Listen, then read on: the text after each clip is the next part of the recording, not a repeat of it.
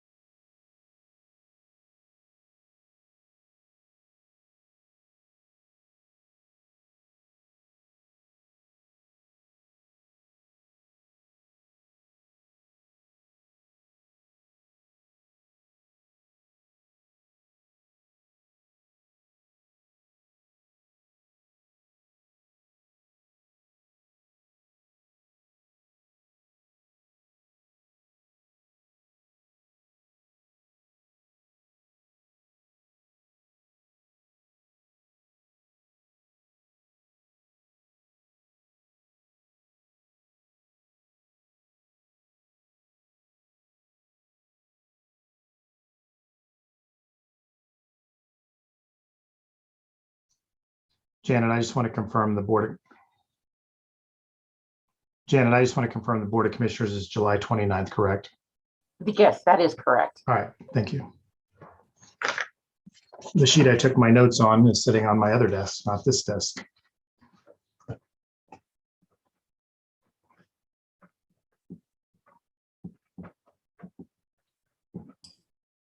We'll be live on YouTube TV in about 2 minutes. Thank you.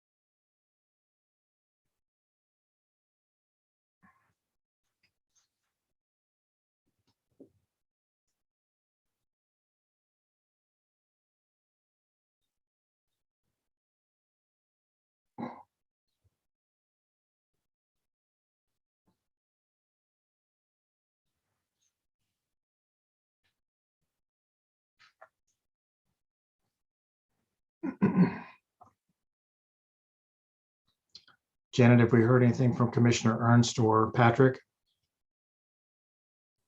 Mr. Ernst is supposed to be here tonight. He is our quorum.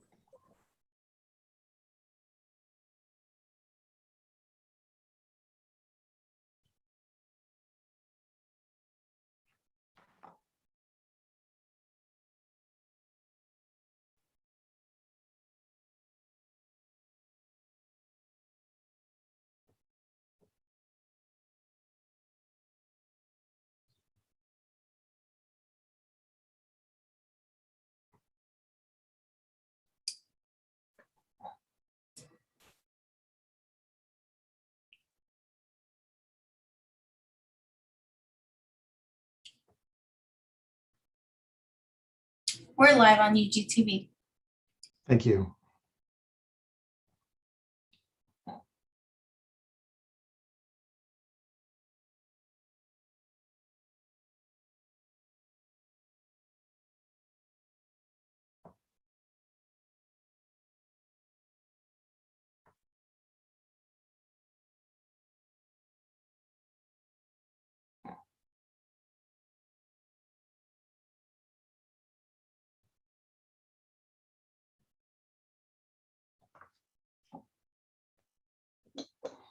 Janet, do you want to try to reach out to Commissioner Ernst? Actually, I think he was over on the attendee list, and I just Okay. moved him and Patrick over. Okay. I'm pretty sure that was him, but I'm gonna double check my list here now.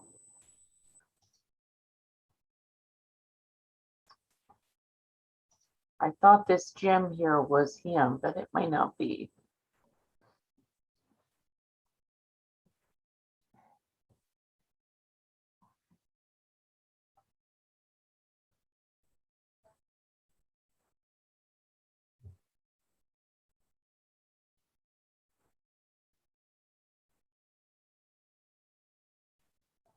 Okay, I'm gonna give him a call and see if this is the correct person.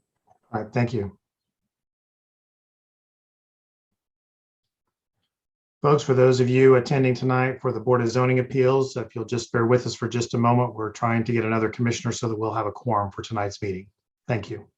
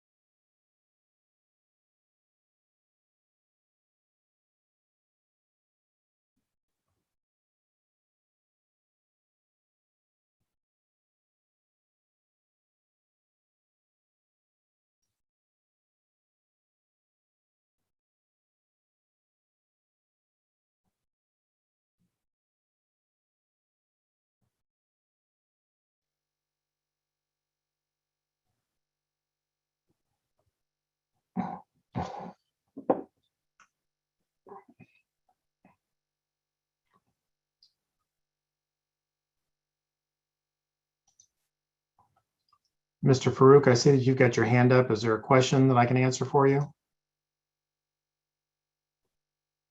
No, there's no question actually. It's the first time I'm doing the Zoom through the city actually. That's why I was concerning about you guys can't hear me or something. You can't see me or know something like that. Won't be able to see you, but we can certainly hear you. So I'm going to go ahead and lower your hand if you don't have a question. Is that okay? Okay. If I got any question in the future, I will ask. All Definitely. right. Thank you.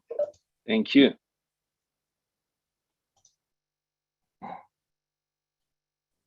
Mr. Chairman, I'm getting him on here right now, and so just give us 1 second. His link was not working. All right. Thank you, Janet. And can you see if you can, the Jim that I moved over, would you mind seeing if you can move him back? Because I haven't been able to. I have more interesting things to say. Don't make me laugh while I'm doing this. Oh. I didn't.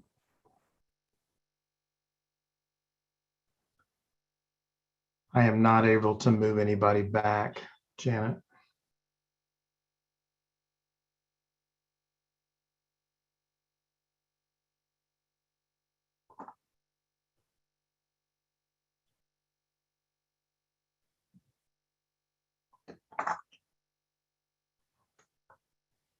And I see we've got Commissioner Miller too, so we're in good shape.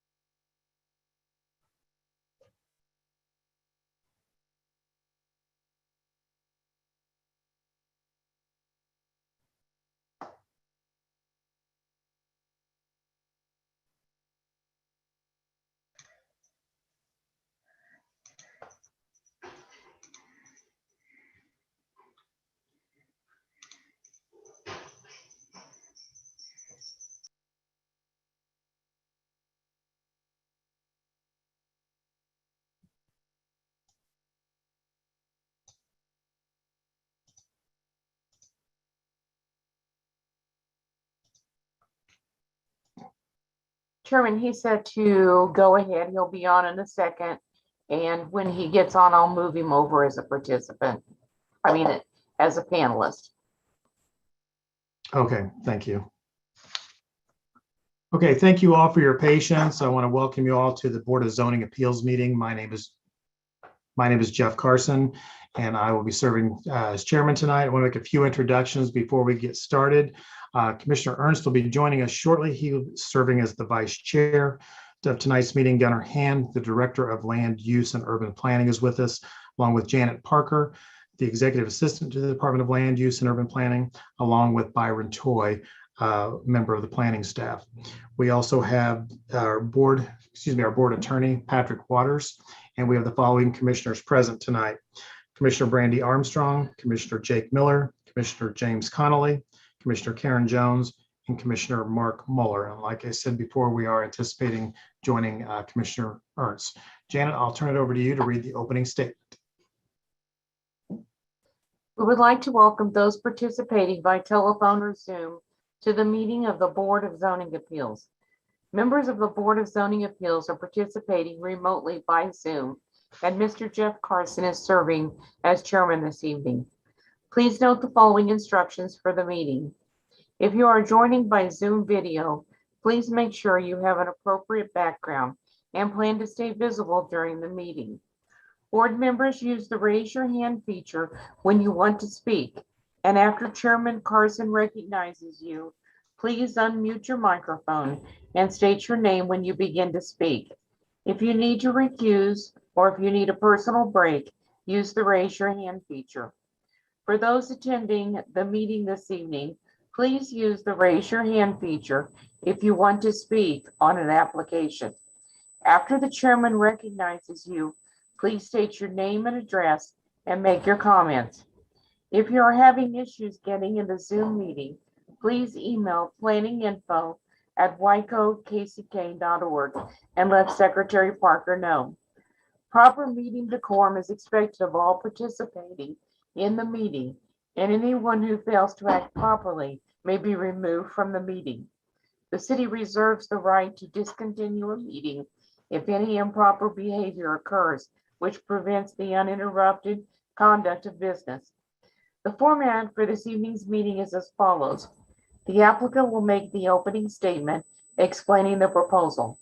The applicant will be given 15 minutes to present their case, which includes the applicant, consultants, and other members of the applicant's team.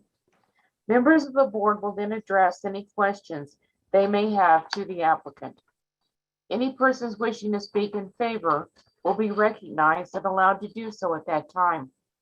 Then those persons in opposition will be recognized to make their statements and ask questions, with each member of the public being given 5 minutes to express their opinions.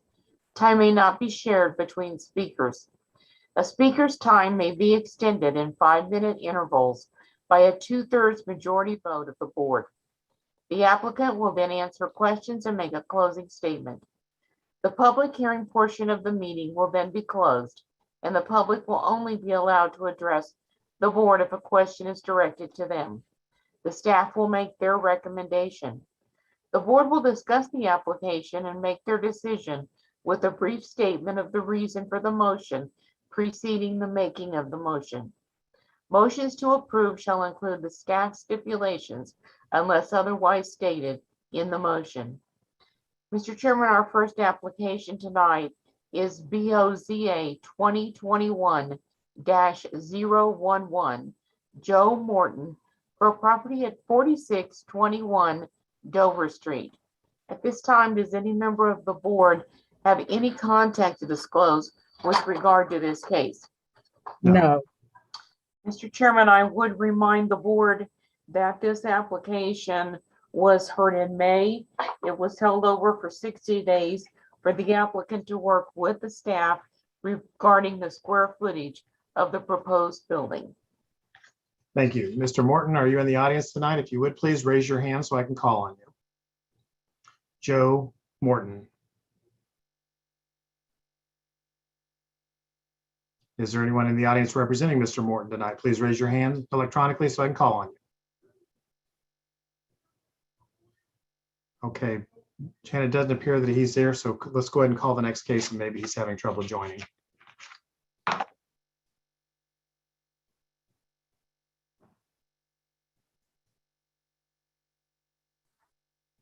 Our next case is appeal number BOZA 2021-016, Whitney Van Zant with Taco Republic for property at 500 County Line Road.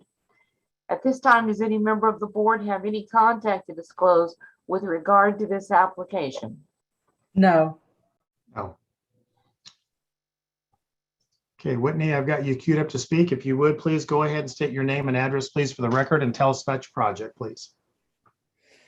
My name is Whitney Van Zant. The address is 500 County Line Road, Kansas City, Kansas, 66103.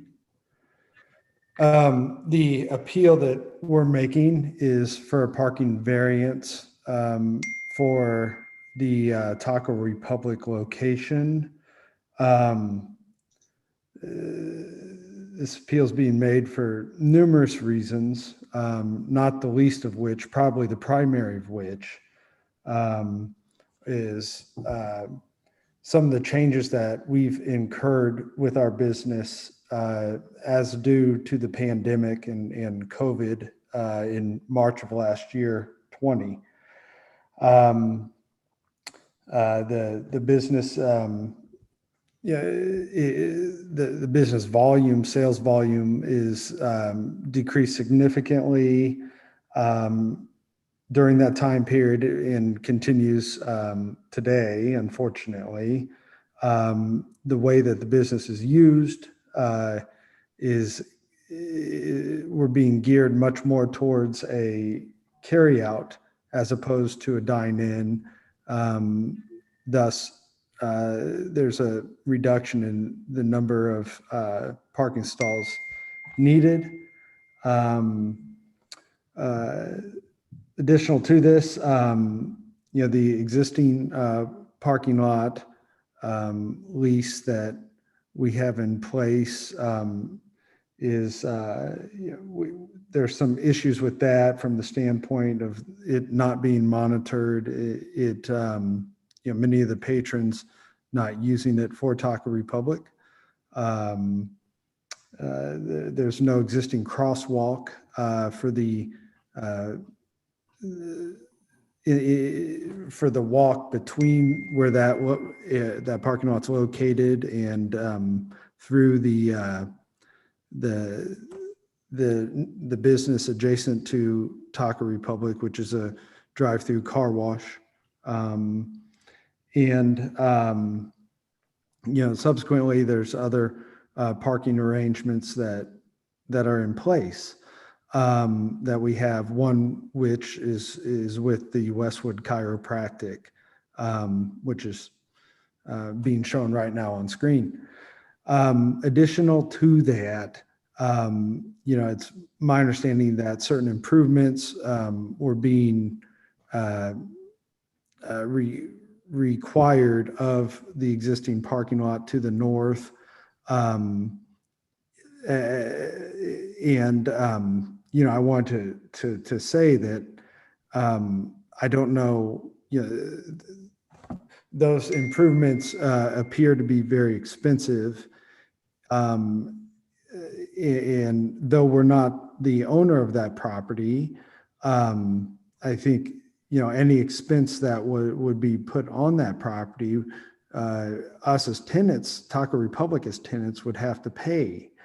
With COVID and the decrease in business that we've had, we just simply can't afford to do that.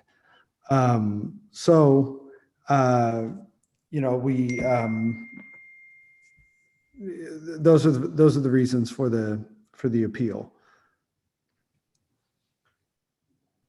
Okay, so I understand that you're making the appeal. Can you explain, are you having problems with staff recommendations?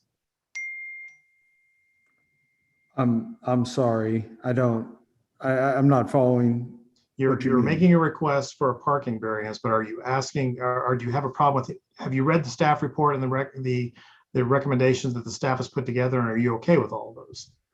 Because you're talking about Taco Republic being responsible for some of those, or the landlord, the building owner next door. I guess I'm not really following you. So I apologize. I have not read the recommendation.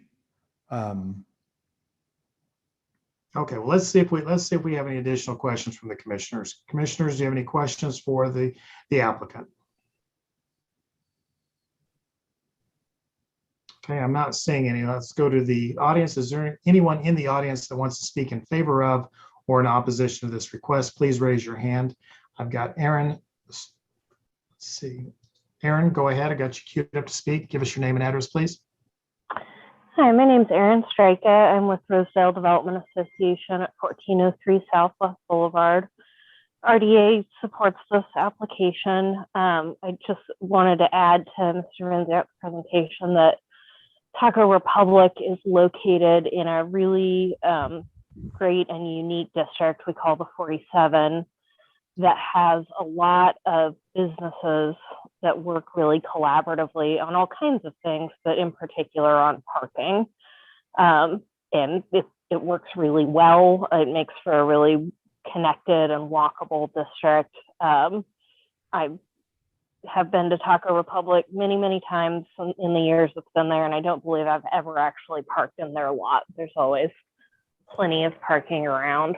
And then if I could, I think the question about the improvements, I think that might pertain to a different parking lot than this appeal is about. I think Mr. Vinzan is talking about the parking lot to the north, that this is about a whole other parking arrangement to the south on Mission at Westwood Chiropractic, which is just a really good example of the many ways that the businesses are collaborating to meet everybody's parking needs.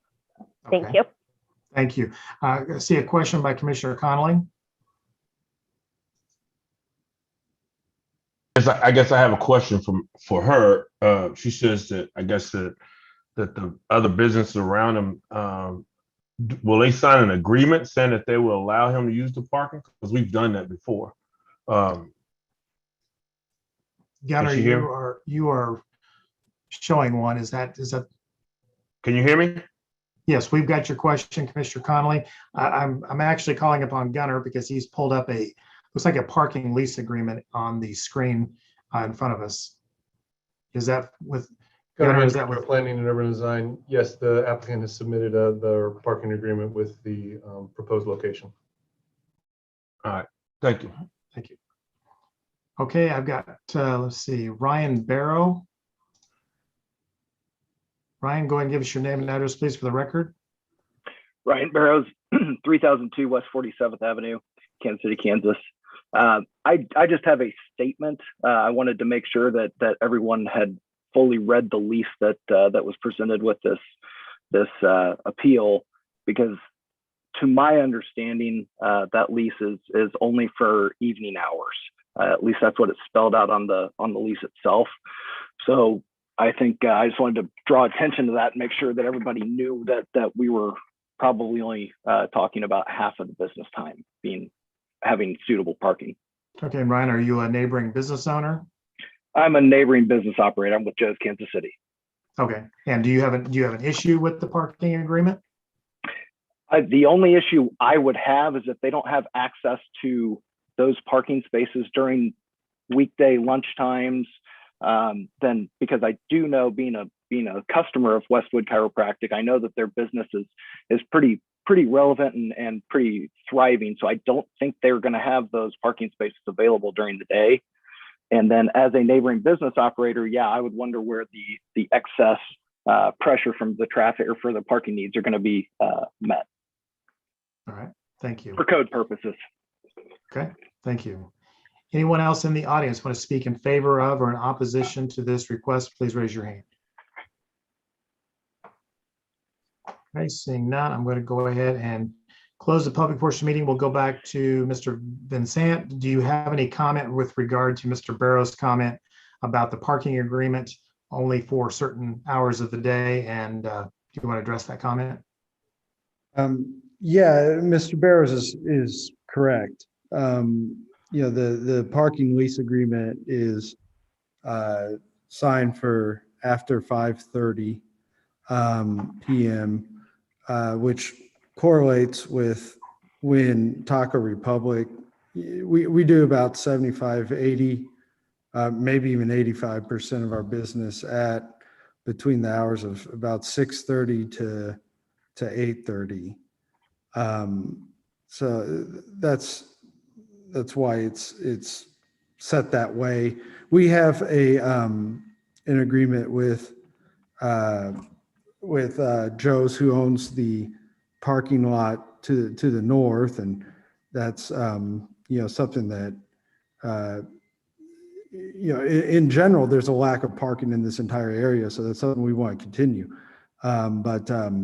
Anyway, that's so all. You feel like you have enough parking during the non-peak hours to not infringe upon the chiropractic location or any of the other neighbors? Absolutely. All right, thank you. I think that was the only outstanding question that we had from the members of the public. So I'm going to go ahead and go to staff, go to Director Hand for his comment. Gunnar Hand, Director of Planning and Urban Design.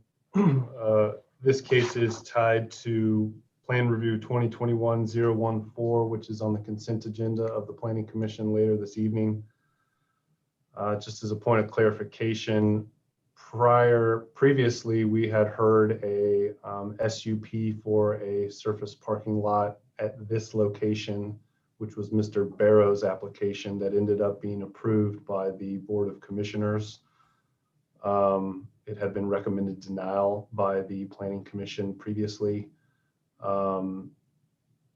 This case is specific to the change in the parking agreement for Taco Republic, which had previously leased 11 of its 35 required parking spaces as per the code in this lot. They are now moving it to the lot, which is just off this picture in Westwood, sort of catty corner. That parcel from parcel to parcel is over the 100 feet required distance for any off-site parking requirement by about 162 feet. And that is why they're here for the variance. Again, this is in the Rosedale neighborhood. We've received no opposition, no support, and there's been no NOVs on notices of violations on this property. The one condition of approval was more of a notification. If the parking agreement were to change in the future, the property owner would be subject to potentially another plan review and or variance, depending on that, where that parking agreement is. As it relates to Mr. Barrow's comment, it is part of their required 35 spaces. And if those are not available full-time, they are not meeting their parking requirement, I would recommend that we delay this another 30 days, including the other case, in order to fix that, or potentially request a second variance to this variance request for a parking reduction. Thank you. Questions for the director? So your recommendation is for a 30-day holdover? I think we got to figure that out. All right. Questions for the director? Seeing none, I will stand for a motion. I move that we hold over for 30 days so that they can find more adequate parking as outlined by staff. Second. Motion to hold over for 30 days made by Commissioner Miller, seconded by Commissioner Jones, in order for the applicant and the staff to figure out a different parking arrangement. Discussion on the motion, and I see Commissioner Connolly. Yeah, I guess my question is, they had adequate parking, they just don't have it open up enough hours, correct? It's not available. This is Gunnar Hand, Director of Planning and Urban Design. If you're only allowed to park in a space for half the day, you do not meet your parking requirement, and therefore you need a variance for that half a day. Okay, so or figure some other parking agreement out for the full 11 spaces full time. and that's based off the hours of the location, the hours that they're open, or just period? I think it's specific to the lease agreement. Yes, your required parking is for the hours of operation. Okay. All right, thanks. Any other questions for the director? Okay, seeing none, roll call, please. Motion is to hold over this application until the August 9th meeting. Armstrong, Aye. Conley, Aye. Ernst, Aye. Jones, Aye. Miller, Aye. Mueller. Aye. Mr. Chairman, that motion to hold over this application passes 6 in favor and none opposed. Okay, thank you. Mr. Vincent, if you would please get with staff, and hopefully we can get this rectified by next month's meeting. Janet, it appears that Mr. Morton is back in, or is in the audience, so if you could go ahead and please go back to the first case. Yes, I will. BOZA 2021-011, Joe Morton, for property at 4621 Dover Street. All those 40, and I've already asked if there was any contact by the board, and they stated no, but I will restate for the record that this application was held over from the May 10th meeting for 60 days for the applicant to work with staff regarding the square footage of the proposed building. All right, thank you, Mr. Morton. I've got you queued up to speak. If you go ahead and give us, please, your name and address, and tell us what progress you've made or what changes you've made since May when you were last before us. Joe Morton, 4621 Dover, Kansas City, Kansas. I would like to ask for another extension. I had some family issues with health issues, so I didn't have a chance to get with my point of contact as frequently as I needed to. Okay, so you're requesting another holdover for what period of time, Mr. Morton? 30 days is fine. Okay, and during that time, you think that you can get to a satisfactory resolution? Yes. Because you did submit some changes to your original plan, is that correct? I had an issue with that, trying to get them submitted. The email wouldn't go through. I ended up being a day late having them submitted. So that is part of my problem. Okay, so your request is for a 30-day holdover. Any questions from the commission on the request for a 30-day holdover? Not at this time. Anyone from the commission have a question for Mr. Morton? Okay, anyone in the audience that came tonight to speak in favor of or in opposition to this request, please raise your hand. Seeing none, we will go to, I'll close the public portion of the meeting. We'll go to staff for Director Hand's comments on the holdover request. Thank you, Mr. Chair. This is Gunnar Hand, Director of Planning and Urban Design. Again, this was held over for 60 days.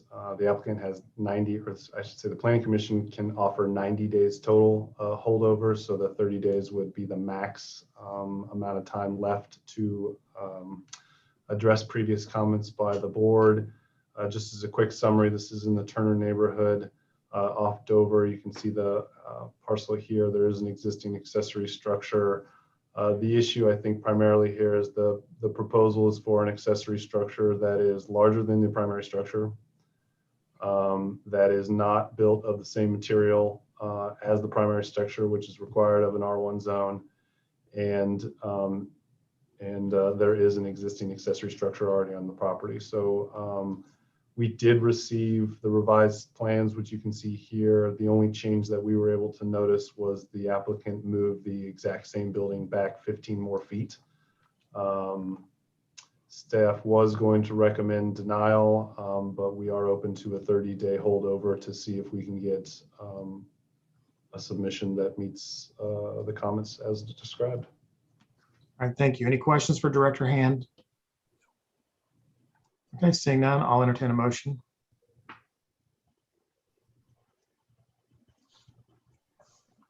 Commissioner Miller, I move to hold over for 30 days due to comments outlined by staff as well as the applicant. motion to hold over for 30 days made by Commissioner Miller, seconded by Commissioner Armstrong. Any discussion? Seeing none, roll call, please. Armstrong, Aye. Conley, Aye. Ernst, Aye. Jones, Aye. Bowler, Aye. Miller. Aye. Mr. Chairman, that motion to hold over until the August 9th meeting passes 6 in favor and none opposed. All right, thank you. Mr. Morton, I encourage you to get with staff and try to get us a revised plan that we can work with by the next meeting because you're running out of time, sir. Okay, that does conclude our agenda for the Board of Zoning Appeals. We will take a 5-minute break, and when we come back, we will convene the City Planning Commission. Appreciate everyone's patience tonight. Thank you.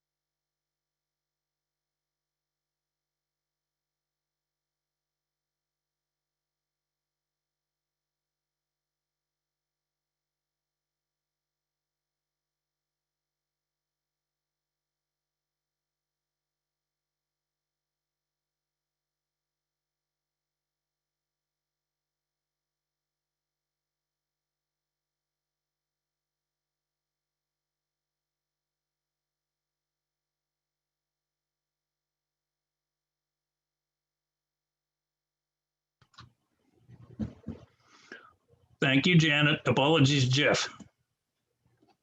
Well, Mr. Chairman, if you could give me an extra minute, I've got a applicant that needs to have the link for the meeting, so I'm gonna take care of it right now. Of course, thank you. And to you, Commissioner Ernst, no apologies necessary.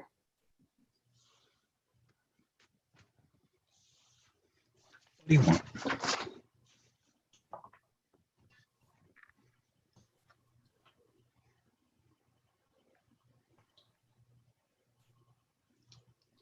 Teresa, I see that you have your hand up, and before we start the meeting, do you have a question I can answer for you?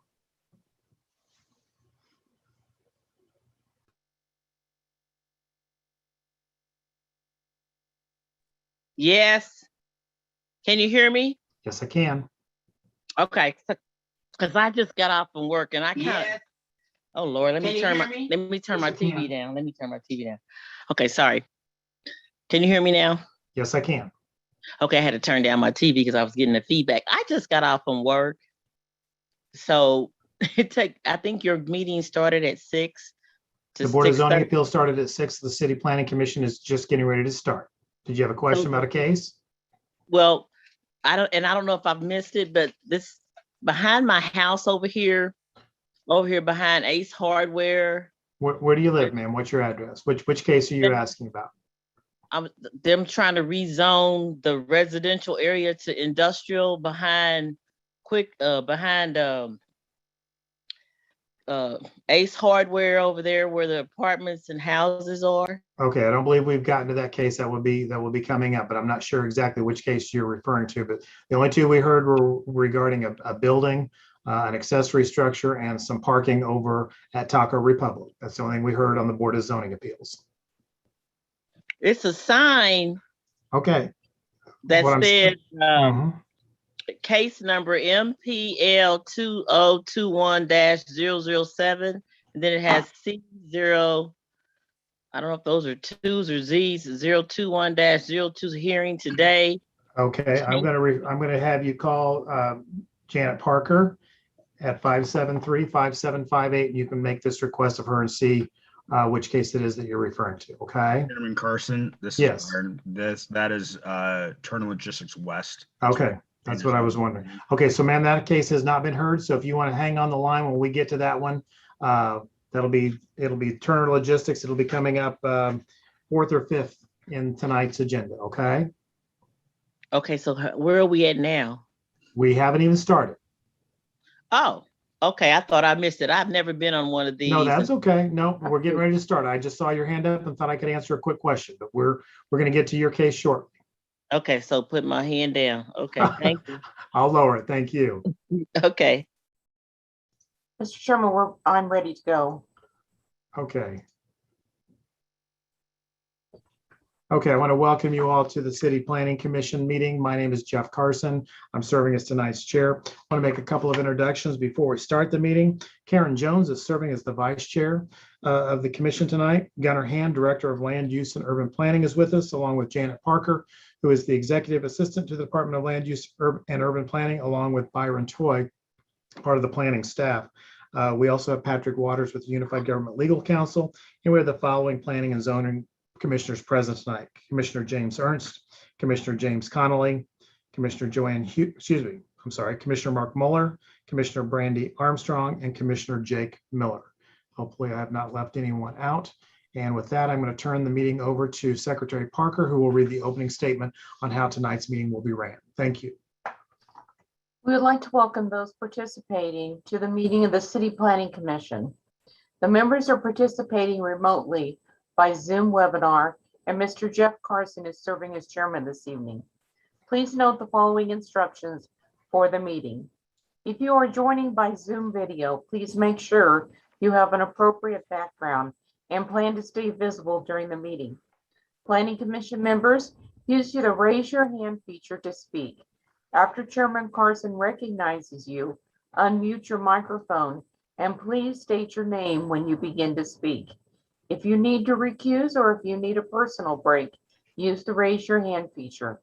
For those in attendance, use the raise your hand feature when you want to speak on an issue. The chairman will recognize you when it is your time to speak. Unmute your microphone and state your name and address before giving your comments. If you have called in by telephone only, or if you are having trouble logging into the Zoom meeting, please email planninginfo@wycokck.org, as Secretary Parker is monitoring that email. Proper meeting decorum is expected of all participating in the meeting, and anyone who fails to act properly may be removed from the meeting. The city reserves the right to discontinue a meeting if any improper behavior occurs, which prevents the uninterrupted conduct of business. The Planning Commission is a voluntary body of citizens which will review each zoning proposal. For all change of zones, special use permits, vacations, and preliminary plan reviews on tonight's agenda, the Planning Commission makes recommendations to the Unified Government Board of Commissioners, who will then make the final decisions on Thursday, July 29, 2021. For final plats and final plan reviews for tonight, the Planning Commission's decision is final, and there will not be another hearing. The format for the meeting this evening is as follows. The applicant will make the opening statement explaining the proposal. Please note that the applicant will be given 15 minutes to present their case. The 15 minutes includes the applicant, consultants, and other members of the applicant's team. Members of the Planning Commission will then address any questions they may have to the applicant. Any persons wishing to speak in favor will be called upon and allowed to do so at that time. Then those persons in opposition will be called upon and allowed to make their statements and ask questions. Please note that each member of the public who wishes to speak will be given 5 minutes to express their opinions. Time may not be shared between speakers. A speaker may request to extend their time, and the Planning Commission may, by 2/3 majority vote, extend any speaker's time in 5-minute increments. The applicant will then answer questions and make a closing statement. The public hearing portion of the meeting will then be closed, and the public will only be allowed to address the commission if a question is directed to them. The Planning Commission will discuss the application and make their recommendation. If persons in opposition want to formally protest a change of zone or special use permit, a means is available by a legal protest petition, which can be obtained along with the necessary instructions by emailing the Urban Planning and Land Use Department at planninginfo@wycokck.org tomorrow morning. Any application receiving a unanimous vote of recommendation by the Planning Commission will appear on the consent agenda of the Unified Government Board of Commissioners. Unless there is a request to remove an item from the consent agenda by the applicant, a member of the Unified Government Commission, or other interested parties, the Planning Commission's recommendation will be adopted. The consent agenda is heard at the beginning of the meeting at 7 p.m. The Planning Commission will also have a consent agenda as part of their meeting this evening.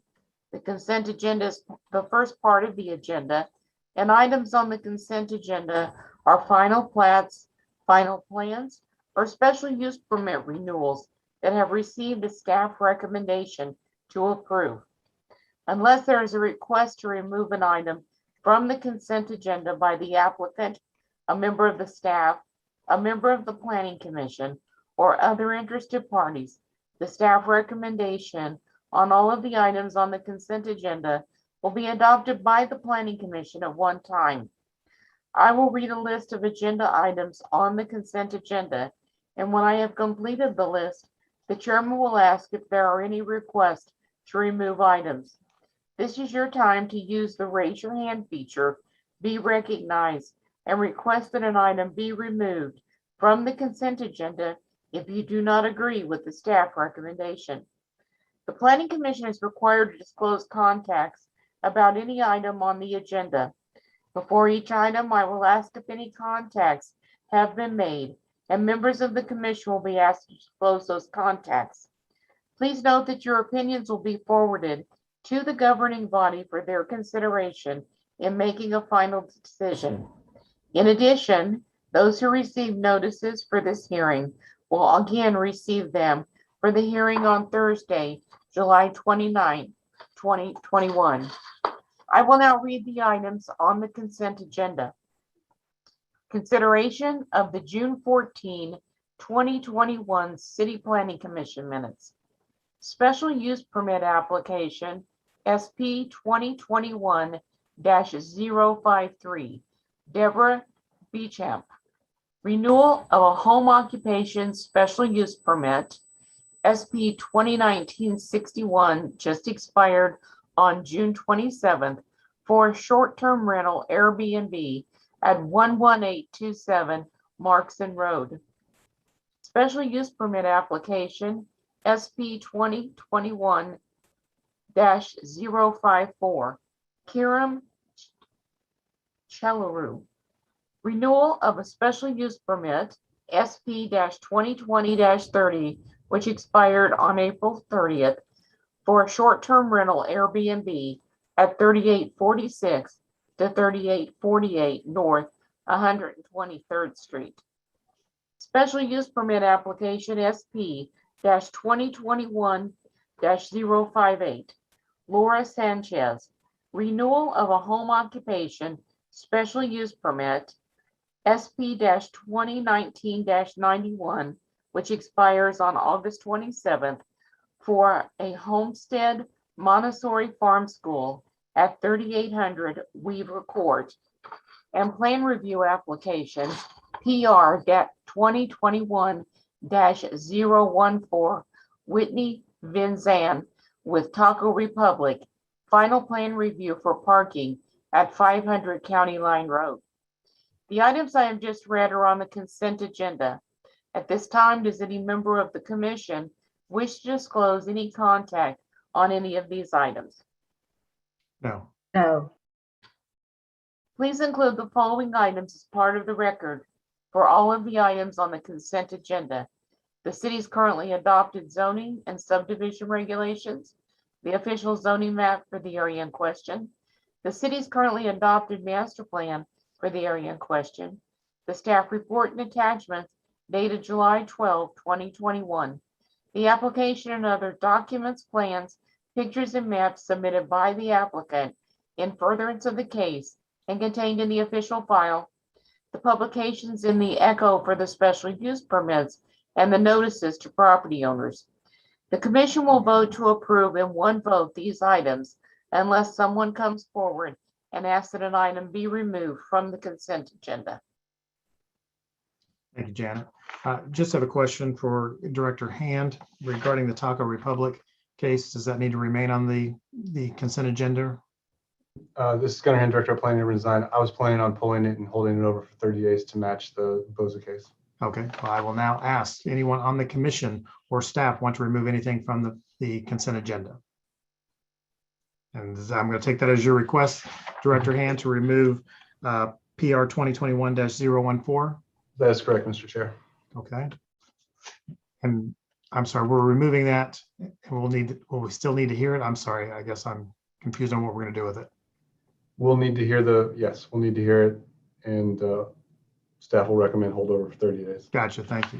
Anything else that anyone wants to remove from the consent agenda from Planning Commission or commissioners? I'm sorry, for staff. Seeing none, is there anyone in the audience that would like to have a case pulled off of the consent agenda for special review or consideration? Please raise your hand. Seeing none, I will entertain a motion on the remaining items on the consent agenda. Motion to approve the remaining items on the consent agenda. That's with the exclusion of the Taco Republic case. Thank you. Motion to approve the consent agenda minus PR 2021-014 made by Commissioner Jones, seconded by Commissioner Miller. Any discussion on the remaining approval for the consent agenda? Seeing none, roll call, please. Armstrong, Aye. Conley, Aye. Ernst, Aye. Jones, Aye. Miller, Aye. Moeller. Aye. Mr. Chairman, that motion to recommend approval of the 3 special use permits and the minutes on the consent agenda passes 6 in favor and none opposed. Thank you. Those of you who had cases on the consent agenda, you're free to go ahead and leave the meeting if you like. And these will all be heard at the Board of Commissioners meeting on July 29th at 7 p.m., which will be held via Zoom. Mr. Chairman, that is going to take us back to the one item that was removed from the consent agenda, which is plan review application PR 2021-014, Whitney Benzant with Taco Republic. Final plan review for parking at 500 County Line Road. Okay, and I do not see Mr. Van Sant on the call for this one. I'm assuming it's going to be held over as well. Is there anyone in the audience that came tonight to speak in favor of or in opposition to the Taco Republic case? Please raise your hand. I see 2 hands up. Teresa, I'm assuming you are not wanting to talk about this case. Is that correct? Teresa, I see your hand up again. Did you want to make a comment on the Taco Republic case? No, All right, I'm going to lower your hand. sorry. That's all right. Laura Sanchez, did you have a comment to make on the Taco Republic case? Laura Sanchez. Sorry. No, it was a question on my SP 2021-058. I just wanted to verify that that was a request for a 5-year renewal instead of the 2-year renewal. That's correct. Okay, thank you so much. Thank you. Okay, seeing none, we'll go ahead and go to Director Hand for his comments, which I assume will be for a holdover. This is Gunnar Hand, Director of Planning and Urban Design. Staff recommends holdover for 30 days to match the Boza case so we can figure out the parking agreement. All right, thank you. Any questions for Director Hand?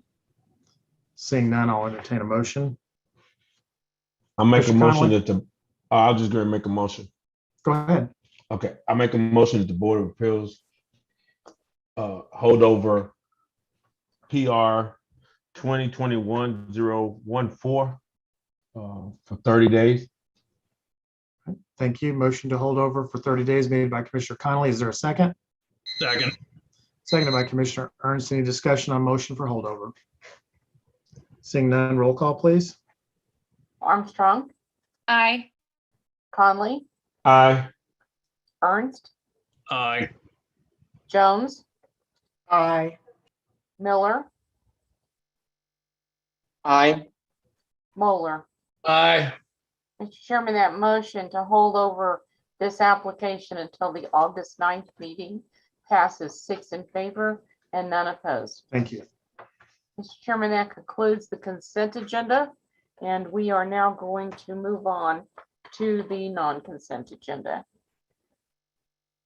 Our first item is change of zone application COZ 2021-012, Ray Sawyer. Change of zone from R1 Single Family District to AG Agriculture District for horses at 3726 North 47th Terrace. Please include the following items as part of the record for this case: the city's currently adopted zoning and subdivision regulations, the official zoning map for the area in question, the city's currently adopted master plan for the area in question, the staff report and attachments dated July 12, 2021, the application and other documents, plans, pictures, and maps submitted by the applicant in furtherance of the case and contained in the official file, the notice in the Wyandotte Echo, and the notices to property owners. Does any member of the board have any contacts disclosed with regard to this case? No. No. Mr. Chairman, I would note that this case has been heard by the Planning Commission a couple of times, and the Board of Commissioners referred it back, and it was held over from last month's meeting. Okay, and Mr. Sawyer, are you in the audience tonight? You would please raise your hand so I can call on you. Ray Sawyer. And I'm not seeing him on the list of attendees. Janet, was he aware that his case was being heard again tonight that was referred back to the planning commission?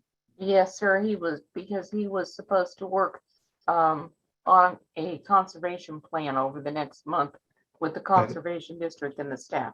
That is correct. Okay. Is there anyone in the audience that came tonight to speak in favor of or in opposition to this case? Please raise your hand. Seeing none, we'll close the public portion of the meeting. We'll go to Director Hand for his comment. Thank you, Mr. Chair. This is Gunnar Hand, Director of Planning and Urban Design. Mr. Sawyer is still working on their conservation plan with the Conservation District. Again, we need that plan in place so that we can add the condition for the appropriate amount of horses or livestock on the property.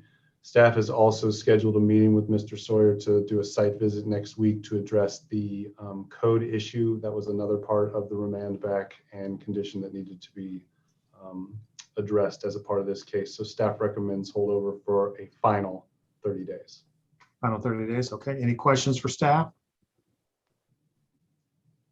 Seeing none, I will entertain a motion. Commissioner Miller, Move to hold over, change of zone 2021-12 for 30 days for reasons outlined by staff. all right, thank you. Motion to hold over made for 30 days made by Commissioner Miller. Is there a second? Second. Seconded by Commissioner Armstrong. Any discussion? Seeing none, roll call, please. Armstrong, Aye.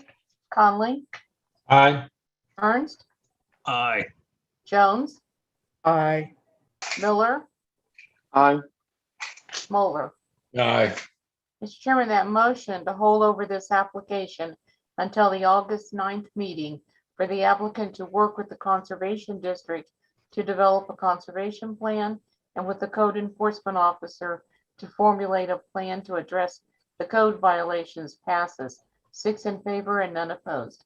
All right, thank you. I'm about ready to call for a reset of this meeting because it seems like all we've done so far is hold everything over. So those of you not planning to be here in August, think twice. You're going to come back and deal with the stuff that you pushed off until next month. So Janet, call the next one. Let's see if we can get some action going here. Mr. Chairman, we are going to hear 3 applications together and then we will vote on them separately. All 3 applications are for NP Turner Industrial LLC at 725 North 74th Drive. The first application is Master Plan Amendment MPL 2021-007. Master Plan Amendment from Low Density Residential to Industrial. Second application is Change of Zone COZ 2021-020. Change of zone from R1B Single Family, RP4 Planned Garden Apartment, and RP5 Planned Apartment Districts to MP2 Planned General Industrial District for continuation of the warehousing, distribution, and light manufacturing development. And the last item is Plat 2021-012, preliminary plat for Turner Logistics Center West. Please include the following items as part of the record for these cases. The city's currently adopted zoning and subdivision regulations, the official zoning map for the area in question, the city's currently adopted master plan for the area in question, the staff report and attachments dated July 12, 2021, the application and other documents, plans, pictures, and maps submitted by the applicant in furtherance of the case and contained in the official file, the notice in the Wyandotte Echo, and the notices to property owners. At this time, does any member of the commission have any contact to disclose with regard to these applications? No. Thank you. Okay, I've got North Point Development queued up to speak. I'm assuming you're here. There we go. Go ahead and tell us who's going to speak tonight and give us your address, please, for the record. I think I've got you queued up to speak, North Point.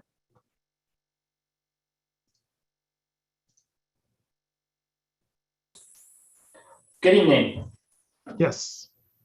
I'm James Kratz, and with me tonight is Brett Powell on my right and Brody Shearer on my left, and we're with North Point Development, 8425 Northwest 41st Street, Suite 500, Riverside, Missouri. Okay, I'm sorry. Could you give me your name again? Because I didn't quite catch it. And since I can't see you, I can't tell who's on your left or on your right anyway.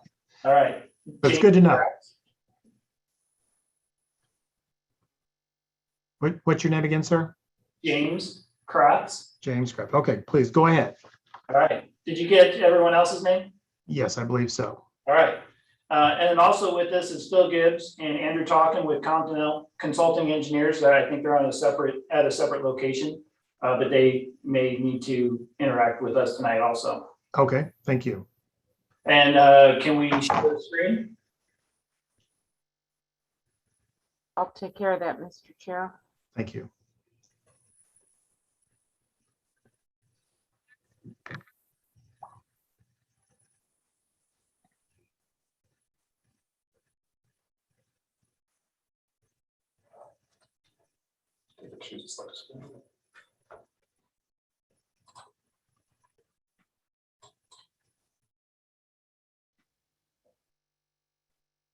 Okay, Mr. Chairman, I had to get him, promote him to panelist right. and.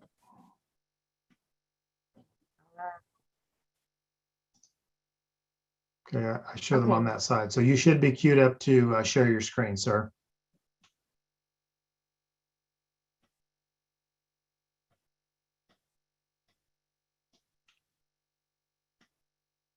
James?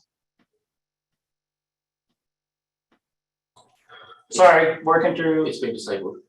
It Host says- disabled participant screen sharing. Can you enable screen sharing, Janet? Yes, he's good now. Okay. All right. Sorry for the technical issues there. That's all right. That was a little of the action you were talking about. There we go. I'm ready. Well, good evening. Thanks for having us tonight. We're excited to be here to talk about our project. Just to step back real quick, you may all recall we've been here a few times as part of the interchange reconstruction. In order to help pay for that, the development on the north side of I-70 at College Parkway was destined to be industrial development to help offset the cost of the interchange reconstruction. We've been here before you on the east side a few times, and you will hear another case on the east side later tonight. But we are here to talk about the west side. But before I kind of step into that on the west side here, I'd like to step back on the east side. And just to familiarize with everyone, we are about the intersection of Orville and Jerome with College. College is kind of on our right-hand side, and I-70 is along the kind of top of the page here. In the distance, we see Building 2, which has been open for about 1 year. And kind of here on the right-hand side, you see Building 3, which is recently, we're trying to close out construction on it and move a tenant in hopefully this week, if not early next week. And then Building 2 under construction on the north side of Orville, which is on the left side of the page here. And then here's just another shot of Building 2 under construction. And in the foreground here would be Building 4, which was recently approved, and we should be starting construction here on that relatively soon.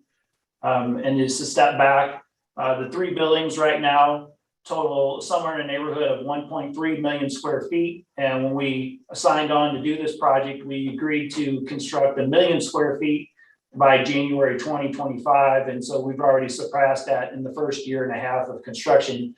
As you may recall, we were originally approved on this in January of 2020. And so that leads us into the west side. As we are going through development on the east side, we are running out of product and looking to get the west side teed up so that we can continue construction of the buildings once we've completed on the east side. So this is the west side. It's about 127 acres. It will consist of 3 buildings that are going to total approximately 909,000 square feet. And here's kind of an overview of the west side. We see the 3 buildings. We'll have the construction of Jerome, here, one building to north and two to the south. But I'll step back a little bit to refamiliarize everyone with this site.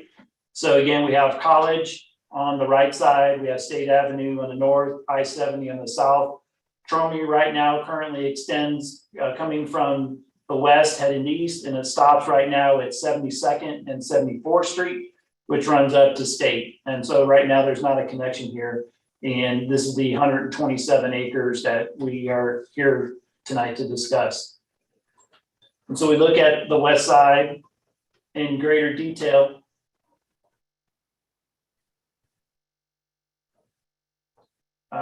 One thing about the west side is it's a little steeper than the east side.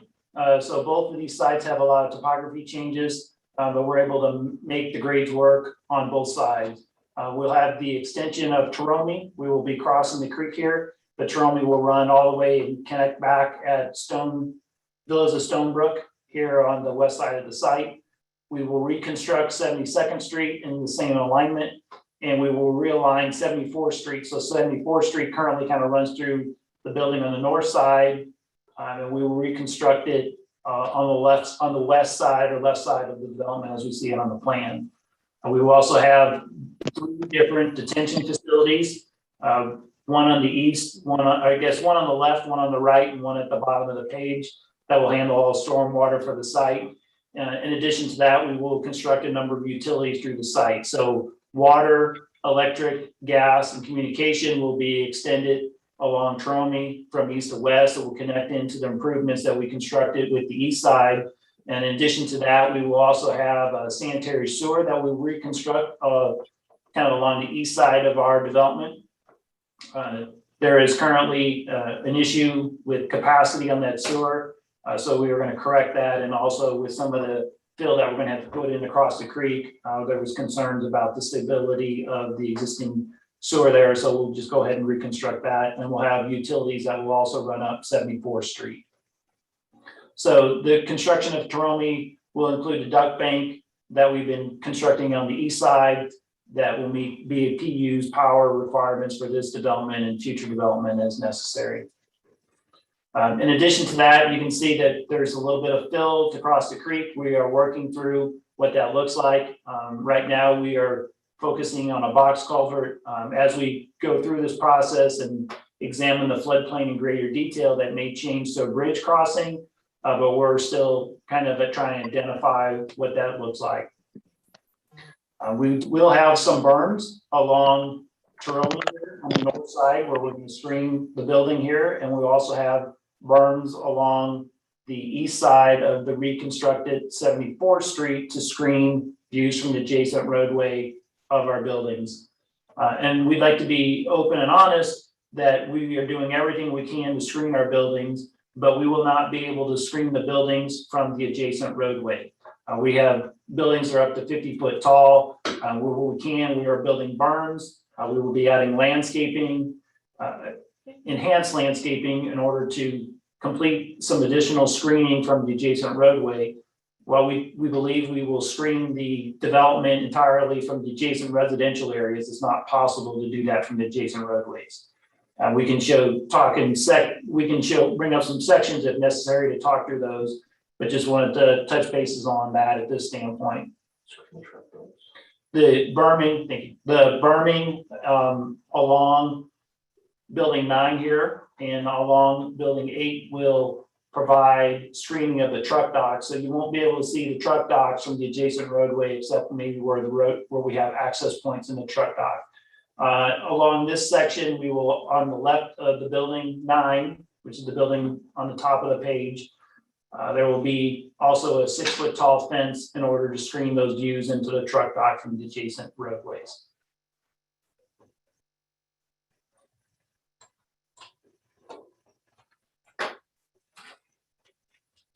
I'm going to switch over to landscaping here real quick. Sorry, it was a little slow. We are trying to preserve as many trees as possible on the site, but the center of the development, we will not be able to do that, but we're able to preserve the trees kind of around the periphery of the development on the west side, on the left side, up on the north, top of the page and on the right. So the areas that are outlined in, are green will be the areas where we will be preserving trees.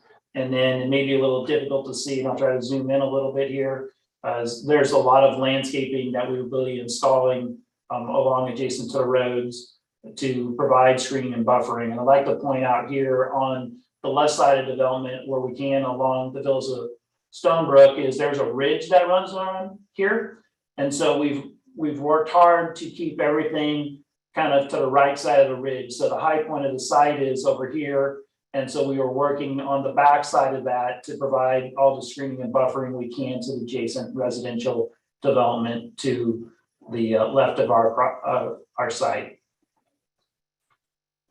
And then to just kind of circle back on the development as a whole, we're going to be in the neighborhood of 2.8 million square feet on this entire site, about 900,000 on the left side and about 1.9 million on the right side.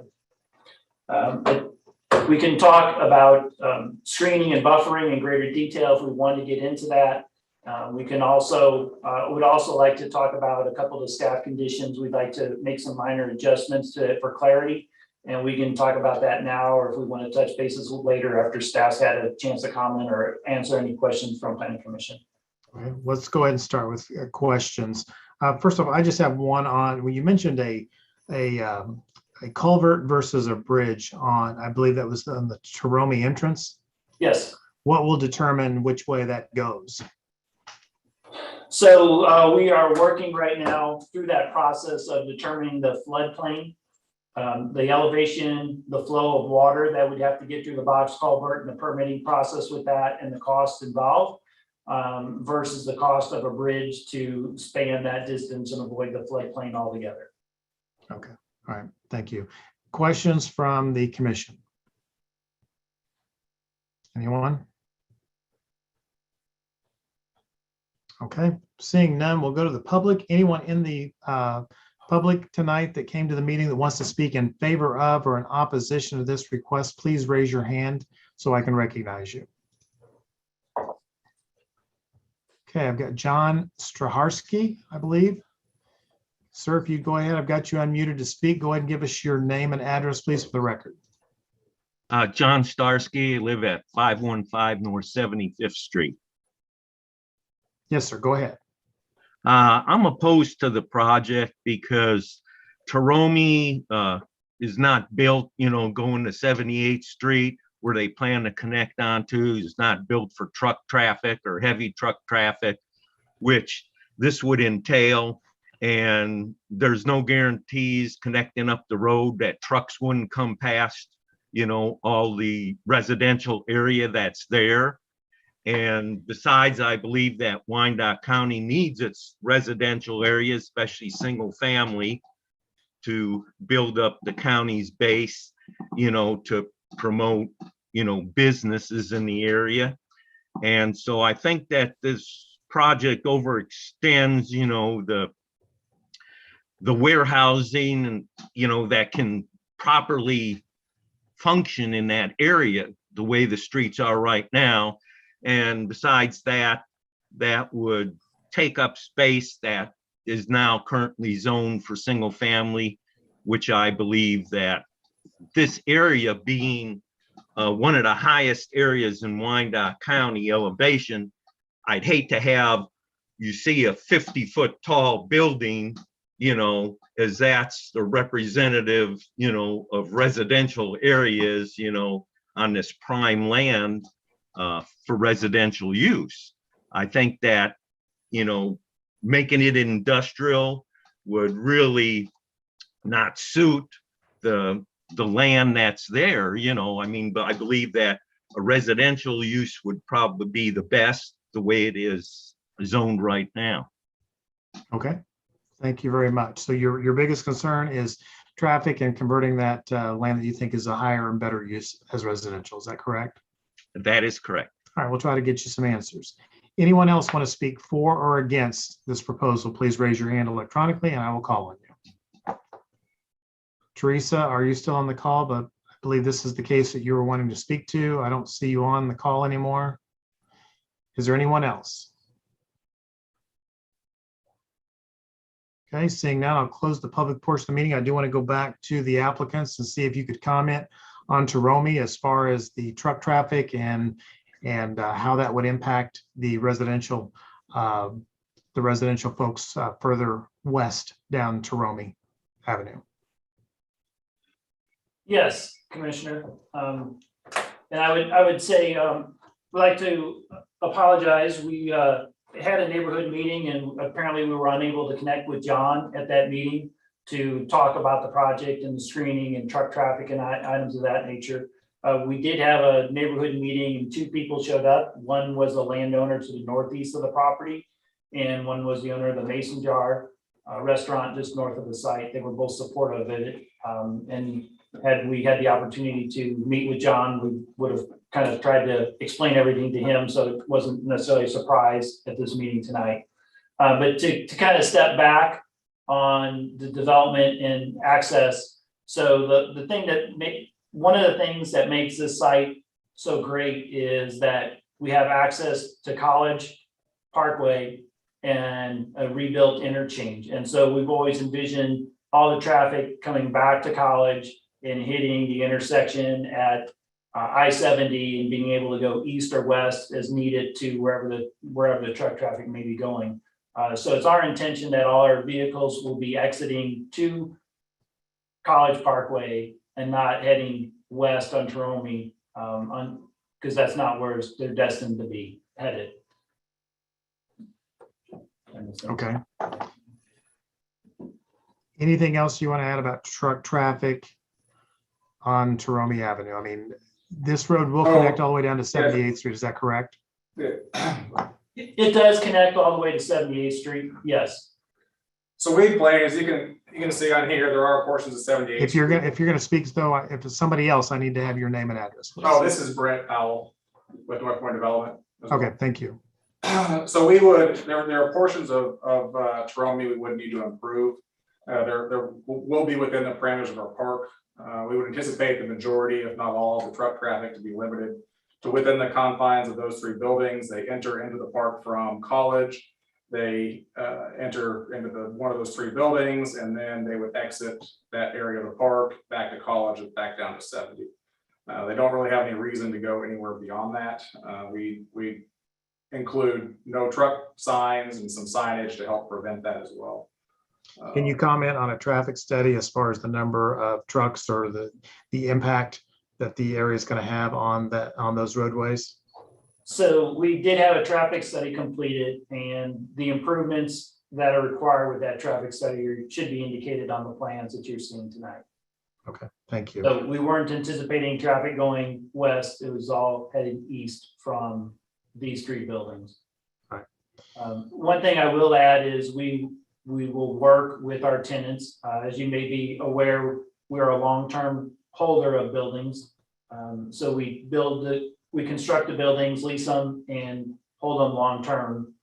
So when someone has an issue, they call us, they don't call somebody else. And so we will work with our tenants to make sure everyone understands that all truck traffic needs to go east out of the site. Okay, thank you.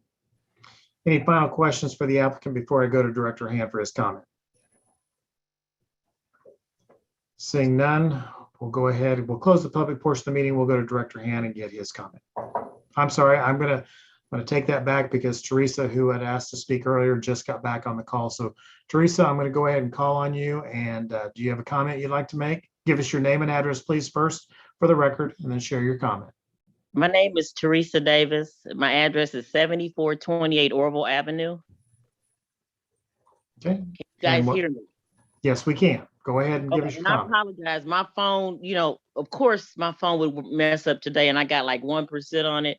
But I have to say one thing, that we have homes up in here and those trucks come down here all the time. In fact, my driveway is broken up.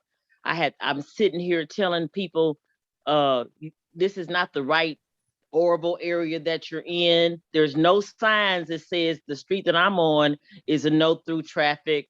There's no signs that says anything about trucks don't come down this way. So that's one thing I want to say. There's even gas big major gas pipelines that run through this properties and this area up through here. And I know they were building a place over there, some like apartments, Elaine's place the other day, and they couldn't even build on the gas, these big gas pipes that are running through there. They're not deep in the ground. Those heavy trucks is too heavy for them. And then now let's talk about the lighting. So now at my house, I feel like I have Arrowhead Stadium because all of these lights, we can't even have, it's horrible. It's like living on Arrowhead Stadium parking lot because these lights are so bright, just shining all in your house all through the night. It's just so many things. There's so many other areas that they could have chose instead of trying to take an area that's already residential and try to make it industrial that's close to I-70 as opposed to coming in an area where homes are already built. People have already getting close to retiring. What am I supposed to do? Start over? So I'm just kind of really against it. I talked to a lot of the neighbors. They didn't even know anything about this. Nobody got any notifications about it. The neighbor that was down the street whose property they already took has cancer, dying. The guy on the corner, he's getting ready to retire. He's a police officer. He's been looking for a place to stay. The thing about being a police officer and working and living in this county, they make you live in this county. You can't move out of the county. So you stay in the county, you pay for the property, you get old, and then they want to come through, rezone it, and start building all these big buildings. And so you can't say that they're not going to come down to Romey because they do now. They even come down in the cul-de-sac, get stuck, and because it's a small cul-de-sac. They can't even get out. Police done been down here having to get big, huge tow trucks to try to get them out of here. So that's not true. And they all try to go through Romey. So we've always fought against them even opening up Romey to the highway because people come off of that highway, fly up to Romey. I almost got killed one day. Police chasing somebody, got off the highway, and they had went around the other way and was flying up to Romey. So I'm totally opposed to it. I don't know. Like I said, a lot of the neighbors didn't even know nothing about it. Nobody got notifications. And now it's like they already purchased the land. So now they're already trying to rezone the land. And it's houses and homes and families over here. So now what I got to do, look out my backyard when my grandchildren are out there because I got this big business behind me and I got to nobody put up no walls to protect us or nothing. It's horrible. Okay, thank you. Now you live in the Crestmore Downs subdivision that's Yes, south of I live Romey, is right that next correct? to the truck. I live right next to the truck stop when they first did the first little stuff they did. And there Okay. are these lights are so bright. I have pictures of them. And the I don't lights are get the up ones coming from the Quick Trip, or are they lights coming from the the lights coming warehouses? from the truck stop right now. They're like big Arrowhead Stadium lights. They're up in the sky. I don't even do Christmas no more because the lights are so bright. What's the point of me doing them? Okay, so I mean, you're talking about the lights are on the I-70 pull off there for the trucks, correct? Okay, Yes, and the trucks still come. This guy came. I was taking I looked at that guy. I said, "Now where is he going with this big truck?" Because he's confused. He's not thinking. He's on the wrong side of Orville. So he's down here and he's stuck. Now I kept trying to figure out why my driveway was getting cracked. He's sitting up on my driveway, and he said he's sorry. And I didn't think to get his license plate number and stuff so I can report it, but that's gonna be noise for us. Right now it's trees. They're taking away the trees. Like I said, it's major gas lines down there, and I know the weight of those trucks are not gonna. It's just gonna bring a lot of noise, and there's no way they can't. There's empty property across from Lowe's that's still for sale. That's on the other side of the part that they're already building. I'm trying to figure out why are they backing up in here where the houses are and not going over there in front of Lowe's and building out that part. okay. Well, thank you for your comments, and we will go back and we'll see, again, we'll talk about this traffic situation over your way, okay? Thank you very much for your comment. Okay, this is the first time I've ever been on one of these. Well, So, you can't tell. You did fabulous. You were fantastic. Okay. All right. Thanks so much. Anyone else want to speak in favor of or in opposition to this request? Okay, I'm going to now go ahead and close the public portion of the meeting, and I'm going to go to Director Hand for his comments. Okay, so Thank you, Mr. Chair. This is Gunnar Hand, Director of Planning and Urban Design. I think the applicant did a pretty good job describing the project, so I'll try to get to staff conditions of approval as fast as possible, and then we can open it up to questions. I would like just to say that staff has worked with the applicant on this project for quite some time, while also working on the final development of their Turner East development. We have made note from the get-go that this is a significantly different context on the west side of College Parkway as it is on the east side of College Parkway. On the east side of College Parkway, there's only one way in and one way out. On the new Orville Road, again, the proposal here is to connect, extend Torome to connect to that new intersection on College Parkway for Torome and Orville to come together. As such, this is a significant change to the existing master plan and zone for this area. It is a industrial park in the middle of a residential neighborhood just south of our primary transit corridor, State Avenue. As such, again, the applicant did a pretty good job of outlining some of the conditions that we worked through, including maintaining as much tree cover as possible, working to preserve the Mill Creek corridor as much as possible, as well as screening and other softening and buffering of the uses to make it feel as little as a industrial park as possible. I would just want to highlight a couple of conditions of approval for the record on this project. Again, this is in the Midtown area. One of the conditions of approval, similar to Turner East and Turner West, is restricting all the uses to MP1 uses. Although it is requesting MP2 zoning. M2 zoning allows outside storage, but we restrict it to MP1, which is the least intense of our industrial districts. Staff does prefer, and has said so from the beginning of the conversations with the applicant, a bridge over Mill Creek as opposed to a culvert over Mill Creek, again, for the same reasons that they're studying right now, disturbance to the existing floodplain and floodway.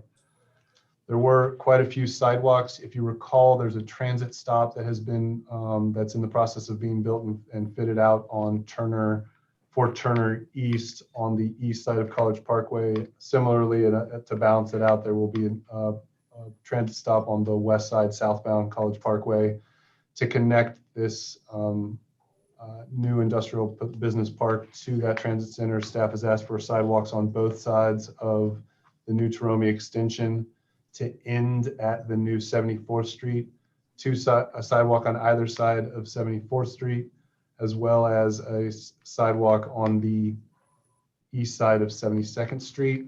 There is an existing sidewalk on Torome. I believe it's on the south side of Torome. So where those meet, all the crosswalks would provide pedestrian connectivity to and from that transit stop on College, and to a degree to transit north on State Avenue.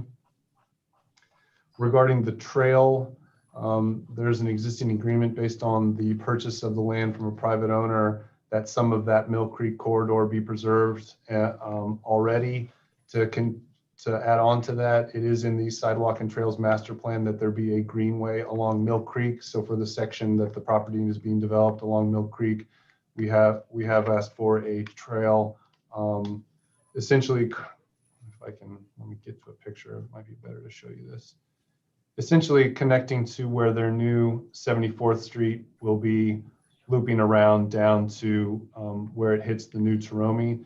Staff would prefer that trail continue along the creek corridor on the east side of their building and then wrapping itself around before crossing the freeway. In lieu of that route, there is a path forward to having this trail along the corridor to Torome, then connecting with that existing sidewalk network. If that is the path forward, staff will work with the applicant to make sure that the width of those sidewalks match our trail standards accordingly. So it might look like a 10-foot sidewalk on the south side of Torome and on the east side of 72nd Street.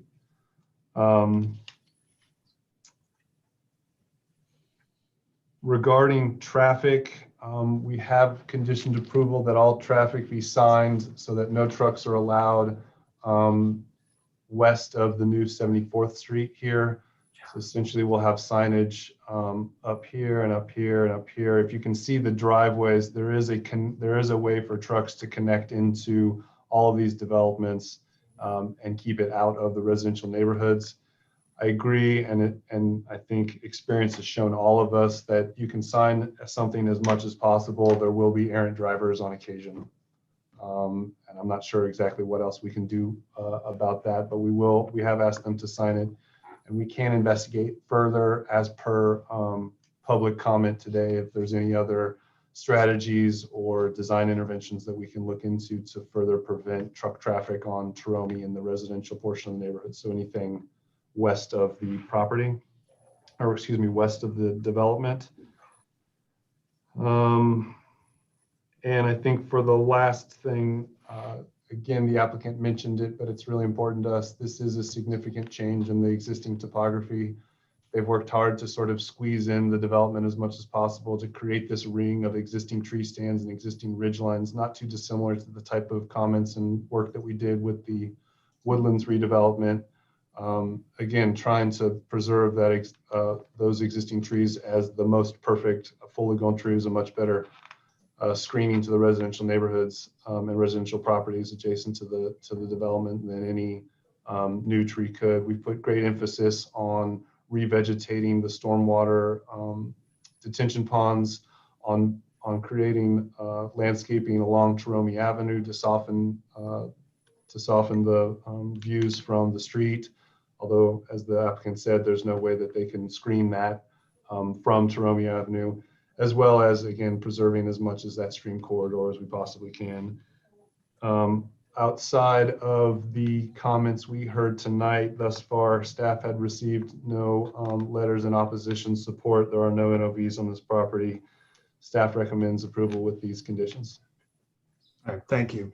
Questions for staff?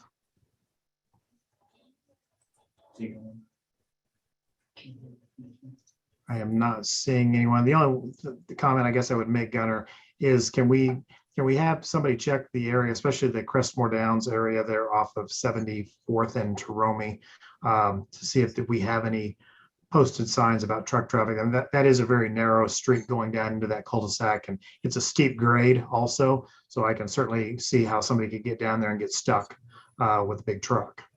And yeah, we can work with community policing and codes to see what's going on over there. Perhaps we need to add some additional signage as per with Public Works. I forgot to also mention and address a comment from, I believe, one of the members of the public. The noticing requirement is 200 feet within the property boundaries, and that development is just outside that. It's about 400 feet away, which is why you probably never received anything in the mail. all right, cool. Thank you. Commissioner Miller, question?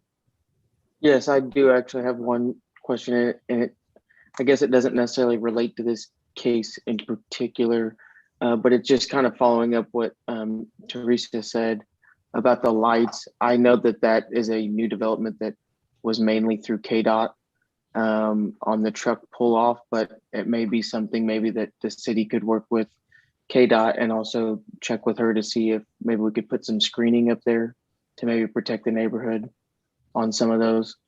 Just a thought, but that might be something for us to follow up on.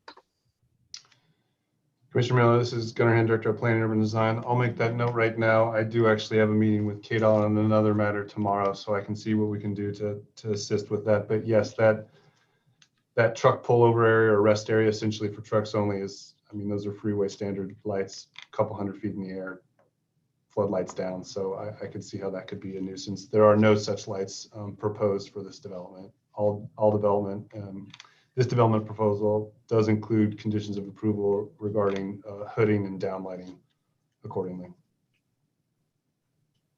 Thank you. Further questions from the commission for Director Hand? Commissioner Jones? So Gunnar, I agree with Commissioner Miller's suggestion. So will there be an effort made to follow up directly with Ms. Teresa, who's on the line?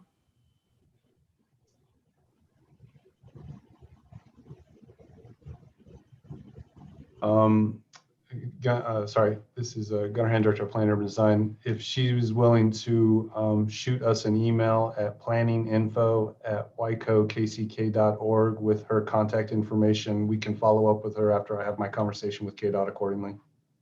Again, that's planning, planninginfo@wycokck.org. We do have her name and address on the record, so if we need to reach out to her, we can. Any other questions for Director Hand?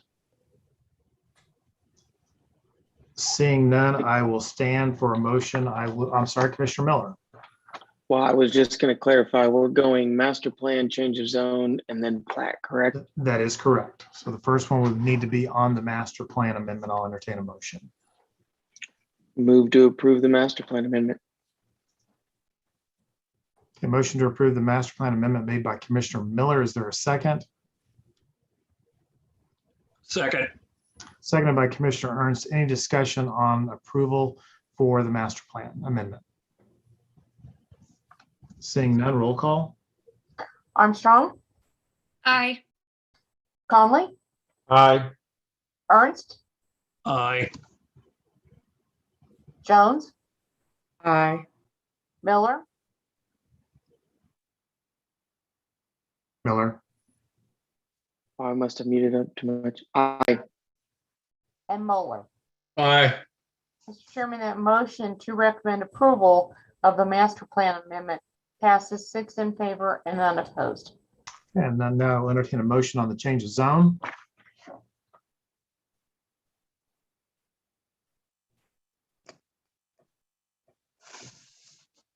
Motion to approve the change of zone. Motion made to approve the change of zone made by Commissioner Jones. Is there a second? Second. Seconded by Commissioner Connolly. Any discussion on motion to approve change of zone? Seeing none, roll call. Armstrong, Aye. Conley, Aye. Ernst, Aye. Jones, Aye. Miller, Aye. Moeller. Aye. Mr. Chairman, that motion to recommend approval of the change of zone, subject to the conditions in the staff report, passes 6 in favor and none opposed. Thank you. And finally, on the plat.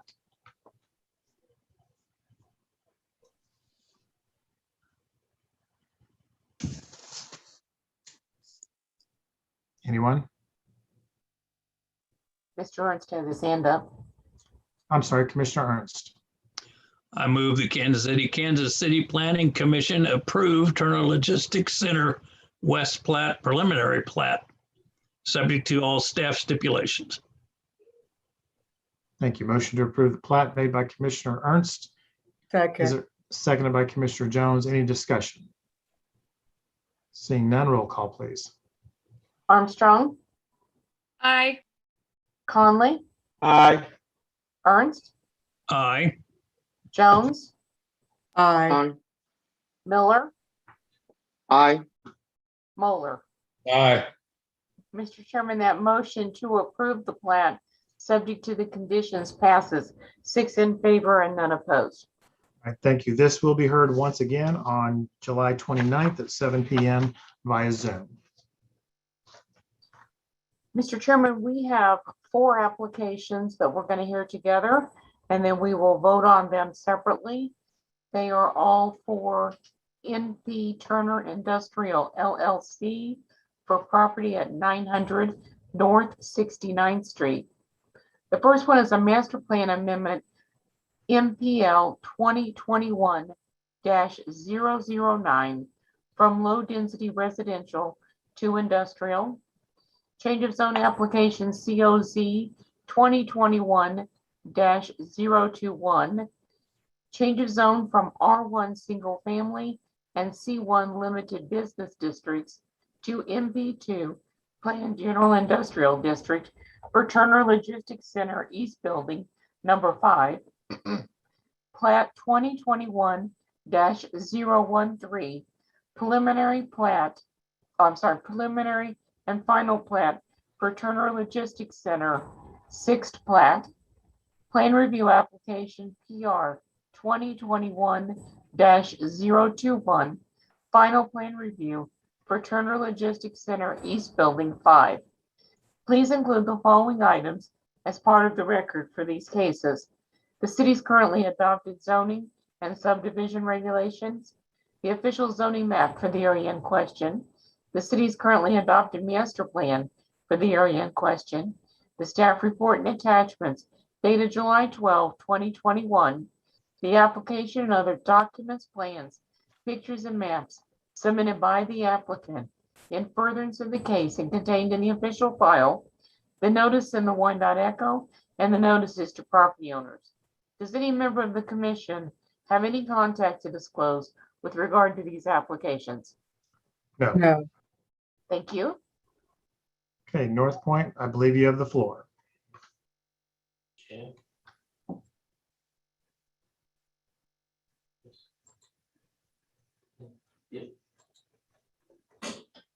James, are you going to be presenting this case as well? Yes, sir. All right. Go ahead and just for the record, please, I need your name again and your address. Good evening. I am James Kratz with North Point Development, 4825 Northwest 41st Street, Suite 500, Riverside, Missouri, 64150. And again, with me tonight on this case is Brett Powell and Brody Shearer.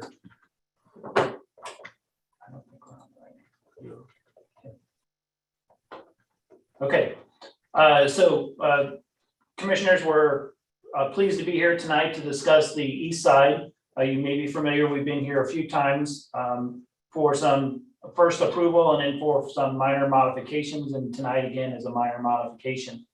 So just to touch bases with you, we are looking at the east side, and this is the same view we just saw last time, but to make sure everyone understands that we're kind of at the corner intersection of Orville and Torome and College Avenue. College Avenue is on our right side. I-70 is up here kind of at the top of the screen. And we're looking at building 1, which is completed, building 3, which should be hopefully having tenants move into it this week, and building 2 under construction.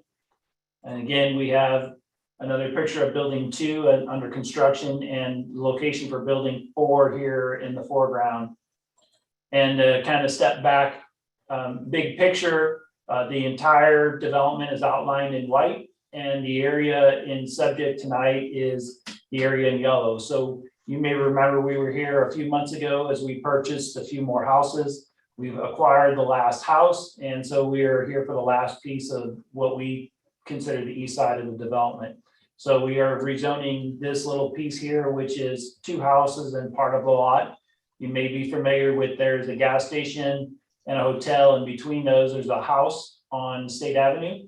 So we are purchasing the rear yard of that house, a portion of the rear yard of that house, and then the last house and a house we had owned before that. So that's what we're here tonight to rezone and go through the plan amendment. Or just to reorientate everyone, this is the plan that you saw in February. So you considered a building 4 up here and a building 5. Building 5 was about 173,000 square feet. And so what we're here tonight is for a new building 5. At that time, we were contemplating building 2 identical buildings of 173,000 square feet. And since then, we've just combined them into one building of 364,000 square feet, 346, I'm sorry. But it will look very similar to building 3, which is, you may have seen as you've driven by this area.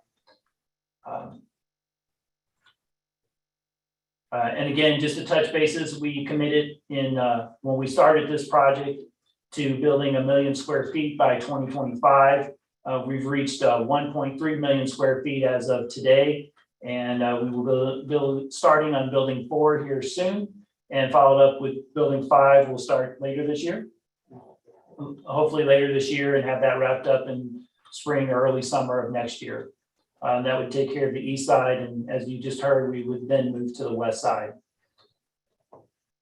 So we don't have any other comments on the plan. We do have one minor modification or clarification. We'd like to hear from staff on the sidewalk connection up to State Avenue. So we're in agreement with all staff's comments, but want to understand the sidewalk connection up to State Avenue. The way we read it, staff is requesting a sidewalk from our property up to State, and I think we'd just like to end it at our north property line, as opposed to try to build it across someone else's property. And we can receive clarification from staff on that. And we would answer any questions you may have. Okay, thank you. Questions from the commissioner? Yeah, I'm not seeing any right now, so we'll go ahead and open up the public portion of the meeting. Is there anyone in the audience that wants to speak in favor of or in opposition to this application tonight? Please raise your hand.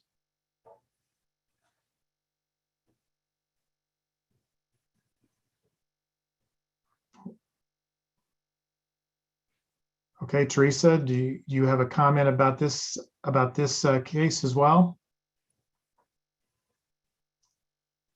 Teresa, go ahead and give us your name again and your address.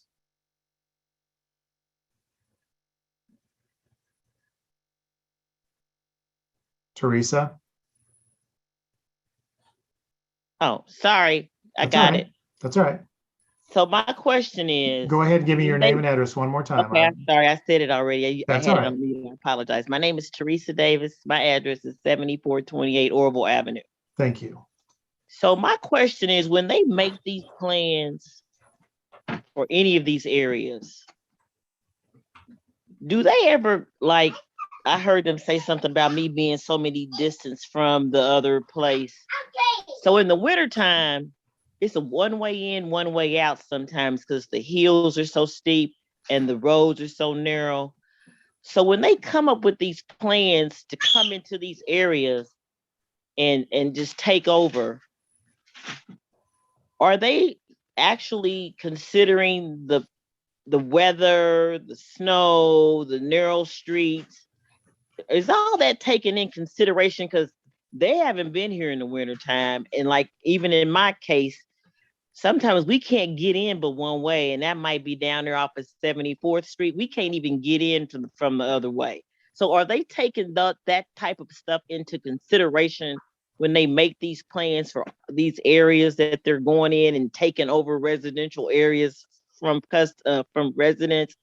Because it's hard to get in where I live at in the wintertime, and the hills are real steep.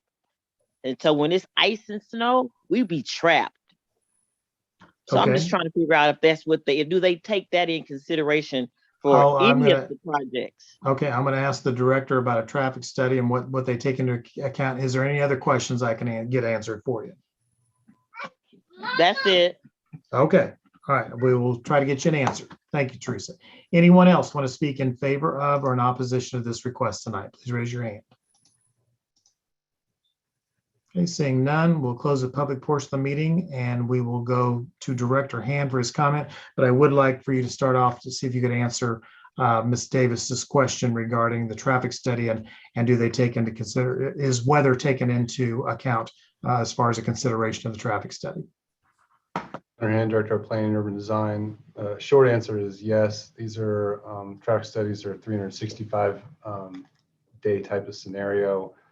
They also design the roadways to meet the demands of their future clients, right? So for this development on the east side of College, as well as the one we just heard on the west side, those roads will be designed with grades to allow for those businesses to function without any issues. Again, that is assuming those truck drivers only go in and out of Turomi off College Parkway. It would not speak for the steep rise of Turomi directly east of 78th Street, which I believe is what Ms. Davis is mentioning.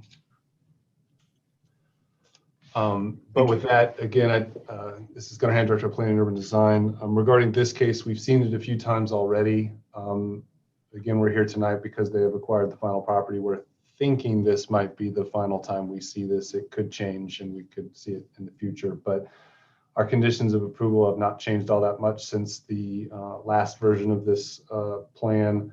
I think the couple of things I would just mention, because we had worked with the applicant on this one and not connect directly to State Avenue nor 69th Street, it's private road. We have asked for sidewalks on both sides. There is only emergency vehicle connectivity via this little dogleg loop here. Oh, wait, let me share, I'm gonna share my screen, I'm sorry. Thank you for zooming in though, but I'll get back to my PDF, I apologize. This sort of little dogleg loop will have both a pedestrian connection to State Avenue as well as an emergency vehicle only gate to provide emergency vehicle access. To answer the applicant's question, the plan review that we had just completed for the gas station on State Avenue required a sidewalk on the east side of that part of 69th Street. So we would only ask that they tie into that sidewalk moving forward. They would not need to cross over into that property or into that gas station's property. And as you've now acquired the property up to it, it shouldn't be an issue moving forward. Again, we've worked extensively with them on improving screening around the buildings from College Parkway, from State Avenue, from residential properties across College Parkway. Very similar to the experience we had with the TCO for Building 1, where we asked them to provide additional screening. We've basically been applying that, plus the original variance for screening for Buildings 2 and 4, essentially taking that intent to screen these buildings from all angles, quite frankly, to this last building in Turner East. We have added a condition of approval here. We'd like to figure out a way to consolidate their driveways from this cul-de-sac somehow into this other this other driveway. So we're going to continue to work with the applicant at the DRC level to try to consolidate that parking lot. We'll see if we can make that work. Just checking my notes one last time. Oh, one more thing I wanted to mention. This also includes that second parcel where we kind of have a remainder parcel, if you will, just to the north of this development along State Avenue for a non-industrial use to be determined in the future. With that, we've received no letters of support, no opposition, and no notices of violation on the property. Staff recommends approval. All right, thank you. Questions for Director Hand?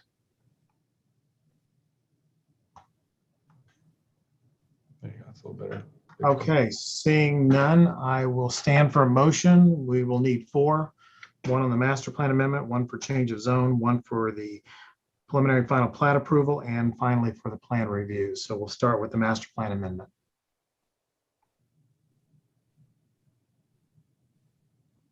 Motion to approve the master plan amendment with staff recommendations. Thank you. Motion to approve the master plan amendment made by Commissioner Connolly. Is there a second? Second. Seconded by Commissioner Jones. Any discussion?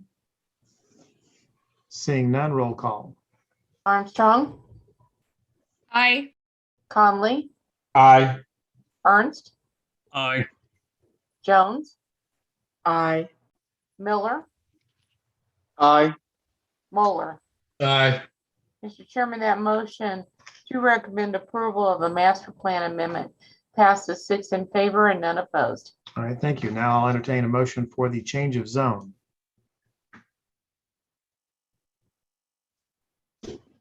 Motion to approve the change of zone subject to staff comments and stipulations.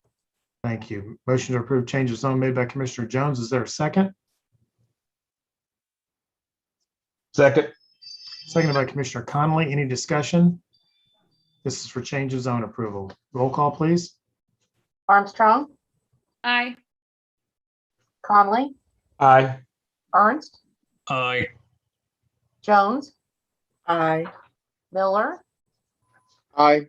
Moeller. Aye. Mr. Chairman, that motion to recommend approval of the change of zone application subject to the staff's conditions passes 6 in favor and none opposed. Thank you. And on to the plat. Motion to approve the plat subject to staff comments and stipulations. Thank you. Motion to approve. Second.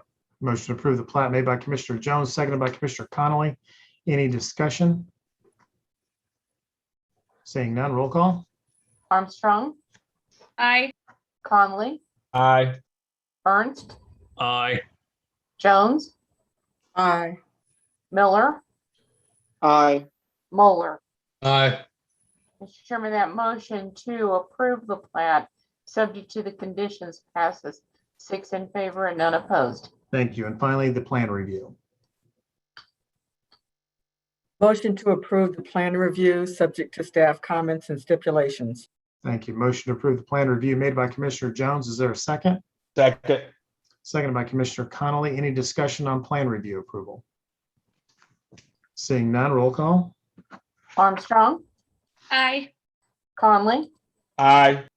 Ernst, Aye. Jones, Aye. Miller, Aye. Moeller. Aye. Mr. Chairman, that motion to recommend approval passes 6 in favor and none opposed. Thank you. This will be heard once again on July 29th at 7 p.m. before the Board of Commissioners via Zoom. Thank you, commissioners. Have a great evening. Thank you. Mr. Chairman, that now takes us to our special use permits. The first one is SP 2021-026, Lloyd Clay. Special use permit for continuation, temporary use of land to park salt plow trucks at 7852 Leavenworth Road. The current special use permit, SP-2019-50, expired September 26, 2020. Please include the following items as part of the record for this case.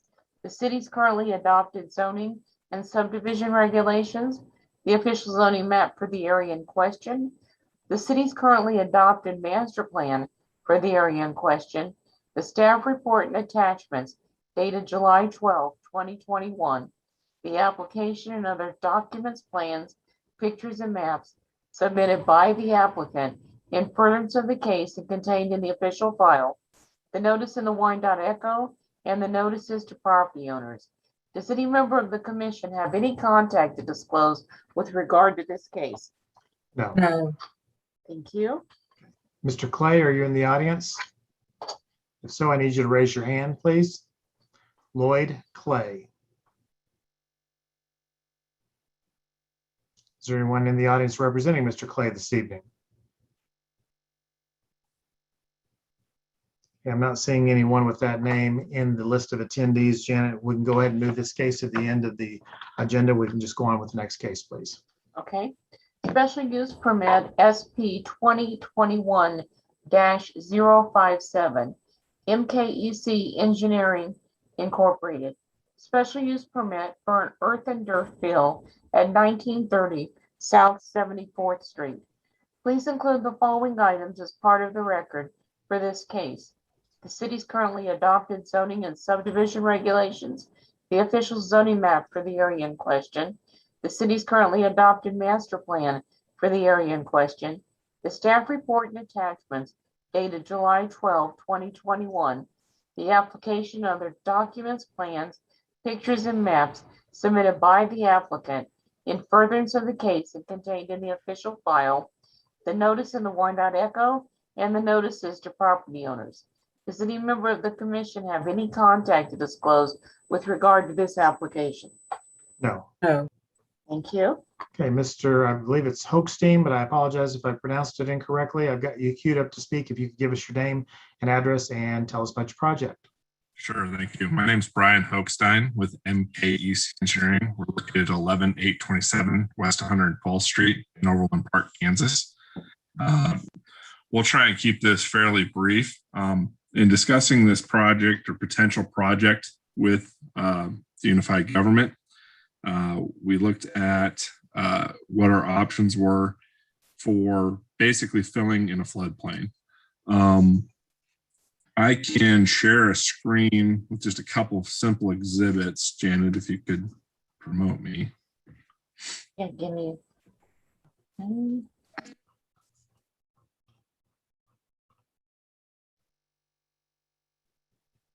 Okay, give me just a second here.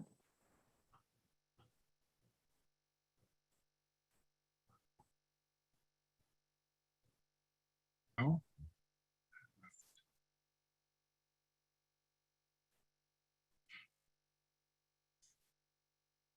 Okay, Brian, you're good now. Thank you.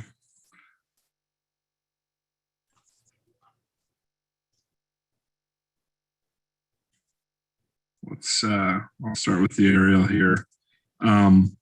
This is our property here at 1930 South 74th Street. 71st 4th Street runs along the east side of the property. You see the railroad tracks to the south, Douglas Avenue up to the north. There's some water treatment facilities to the west, and there are some other neighbors that we have, including Green Expectations Landscaping, the Morris Bible Chapel, and another store front down in this area. As far as we understand, this area was previously cattle operations, but it hasn't been such in 50 years. It's pretty run over, but you can still kind of see some of the grids and lines that were laid out on the site. But anything on the site is so degraded that it's pretty hard to tell that anything's happened out here. The entirety of this site is in the floodplain. And so when we reached out to Unified Government about getting a building permit to place fill on the site to get it out of the floodplain, we were told that with the amount of fill we were bringing in, the correct path was to come to the special use permit process, and that's why we're here tonight. VS Services is the developer of the property. They're a trucking company. They're actually constructing south of the site. I don't know if it's close enough here. They're actually constructing right now south of the site. And so they're in the area. They've moved their headquarters from Kansas City, Missouri to Kansas City, Kansas this year, and they'll be opening their new facility hopefully this fall. They have purchased other properties, and they see this as an opportunity to take parcels of land that otherwise are not developable, and get them out of the floodplain, and then either present them for sale or develop them themselves. So right now, I can tell you there's no real plan for this site whatsoever, other than to raise it out of the floodplain. To do that, that'll take about 73,000 cubic yards of soil. And so we're asking for the special use permit to place the soil. It's fully our intention to make sure that the site is completely, has all erosion control measures in throughout the process, follows all land disturbance, and also at the end of the day is restabilized with sod, turf, and trees. The only other thing I would kind of add with the substantial fill is, we've gone back and forth and there's been some stipulations. We do agree with all the stipulations that have been provided to us on the property. The green that you're seeing on your screen, that's the area that would be raised up. So basically a majority of the site. The southern portion of the site will be left for future detention, depending on what the development needs. It makes the most sense to leave it down there. On the comments from the city, like I said, we do agree with all of them, but we want to clarify item number 7.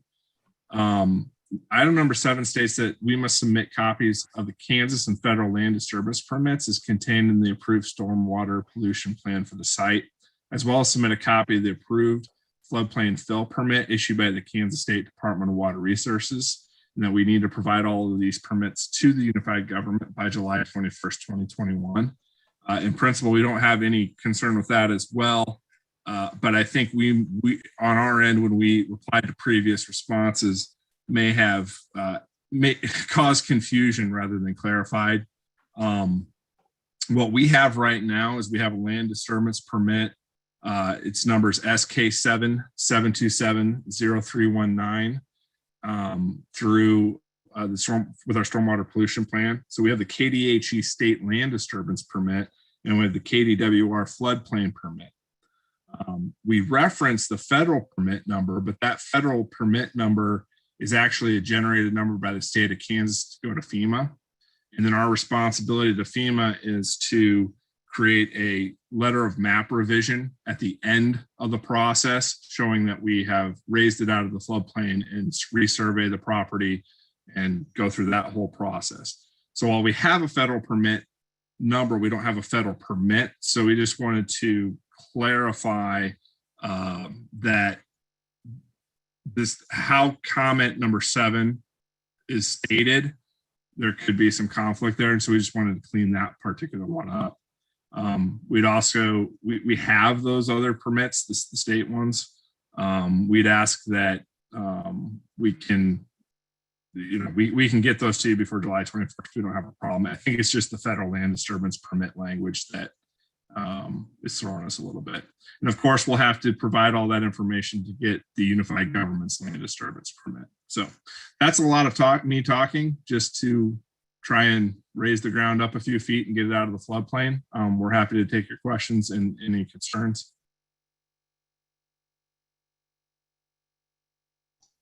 Thank you. Any questions for Mr. Hochstein?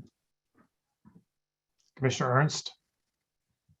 Brian, what route will the trucks use to get in and out? Yeah, let me pull the aerial back up. Primarily, they're coming in all the way. Let's see here. I haven't looked at this in a minute. It's pretty convoluted down here. You've got Holiday Drive down here. Depending on where they're coming, most of this material is coming off of 435 all the way along kind of this frontage. The good news is once they're off 435, most of it is fairly industrial, water plant, water treatment, those kind of things. So it would be 435 to Holiday Drive to 74th Street and then onto the property. Okay, thank you, sir. Uh-huh. Other questions? Seeing none, we'll open up the public portion of the meeting. Anyone in the audience that came tonight to speak in favor of or in opposition to this request, please raise your hand. Seeing none, we will close the public portion of the meeting. We'll go to Director Hand for his comment. Thank you, Mr. Chair. This is Gunnar Hand, Director of Planning and Design. Again, this is SUP for earth and fill to raise the property out of the floodplain, prepare for future development. We had some cases like not too dissimilar from this at our last hearing. This is not speculative. We would expect if a development were to occur and a change of zone, we'd get a better sense of what that project was and do a site plan review at that time. This is in the Riverview, sort of Riverview South or Turner Northwest kind of neighborhood, still a little undefined. We do, as the applicant mentioned, have quite a few mitigation measures implemented as a condition of approval, namely to prevent the tracking of debris in and out of the site, as well as to control dust during the grading operation itself. We did add a condition of approval that the applicant would be responsible for repair of any damage to adjacent properties because of the amount of fill that they'll be bringing in. It's quite a few. We also added conditions of approval to match the project as defined by the applicant, which is no more than 40 trucks per day, or deliveries from 8 to 4 Monday through Friday only, no more than, again, as he mentioned, 75,000 cubic yards, giving them a little tiny bit of wiggle room on that cubic yardage there. We have asked them to preserve as many of those trees as possible. Again, they're going to grade a vast majority of the site except for the southern portion of the site, so they're going to do that. Part of that mitigation at the end not only is resodding it, but we did ask them to plant some trees as some windbreaks in the future. Predominantly, we were thinking on the west and the south, but I think that we've worked through that a little bit with the applicant. As it relates to, I apologize, I'm doing a bad job flipping through my slides as I speak this evening. As I get to it, right here, number 7, I believe it was. I did not copy number 7 into my notes. They are in the staff report. To the applicant, I think that all we really need to see, all we were hoping to get was your, what's the acronym? CLOMR? Well, yeah, it's the letter of map revision. Yeah. Yes. Yeah, so I think we can revise that to just reflect the LOMR. Let me get the language in front of me, and so we can work on the amendment to that right now.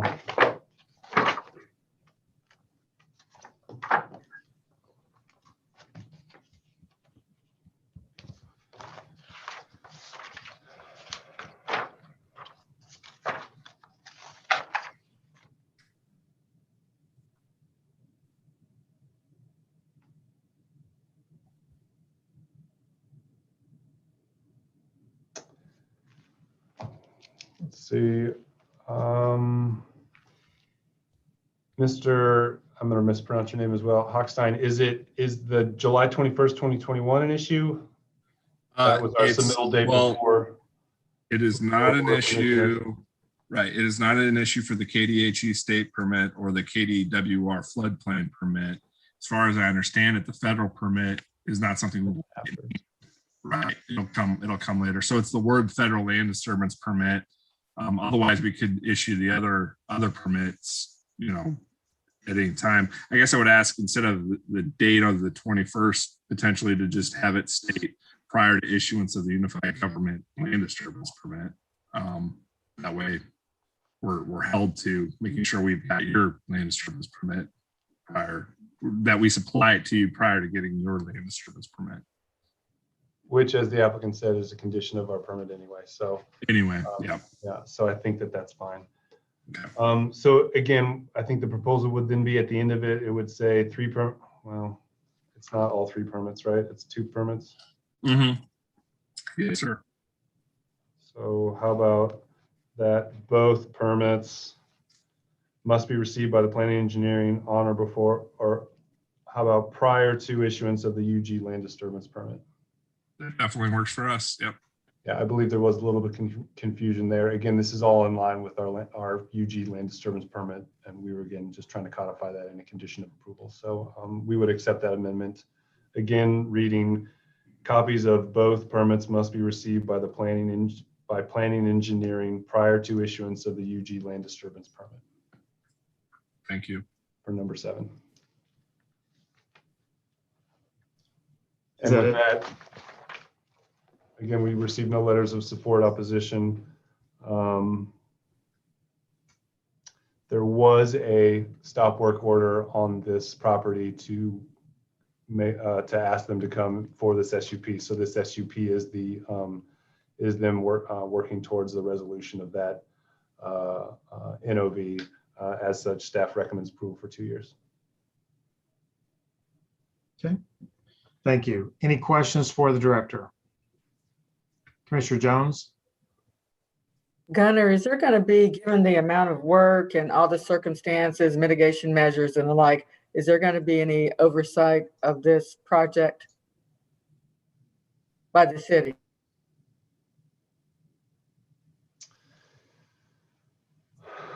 Ensure compliance specifically, I'm sorry. Gunnar Hand, Director of Planning and Urban Design. The Public Works Department will be, and NRC will be reviewing and sort of manages those types of land disturbance permits. So they will be following up.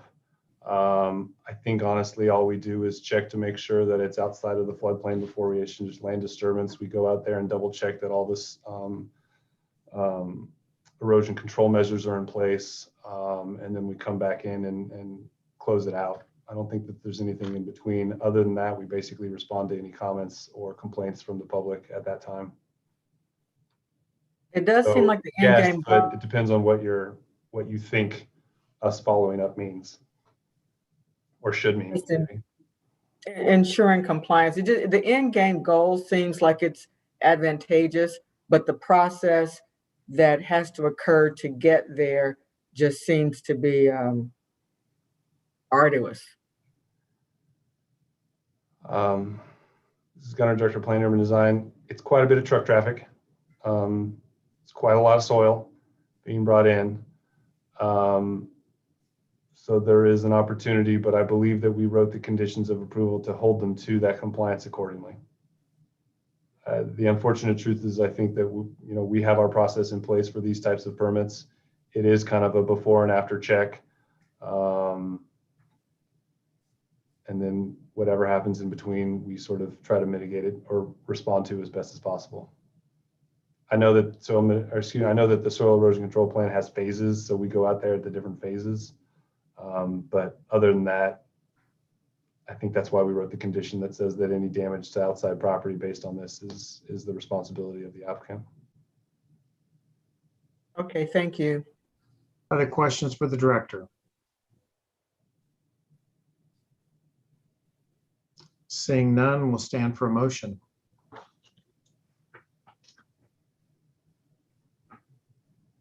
Motion to approve, subject to staff comments and stipulations. Motion to approve made by Commissioner Jones. Is there a second? Mr. Chair, point of order, does that motion include the change to condition number 7? I'll modify the motion to include condition number 7. Amendment. Commissioner Connolly, is that a second to the amended motion? Yes. All right, thank you. Motion to approve made by Commissioner Jones as amended based on additional staff stipulations, seconded by Commissioner Connolly. Any discussion on motion for approval? Seeing none, roll call, please. Armstrong, Aye. Conley, Aye. Ernst, Aye. Jones, Aye. Miller, Aye. Moeller. Aye. Mr. Chairman, that motion to recommend approval of this special use permit, subject to the revised conditions of staff, passes 6 in favor and none opposed. Thank you, Mr. Hochstein. This will be heard once again July 29th at 7 p.m. before the Board of Commissioners via Zoom. For your time and service, appreciate it. Thank you. Mr. Chairman, that takes us to our vacation application, BAC 2021-007, Blair Thettinger, vacation of an alley at 415 Stein Avenue.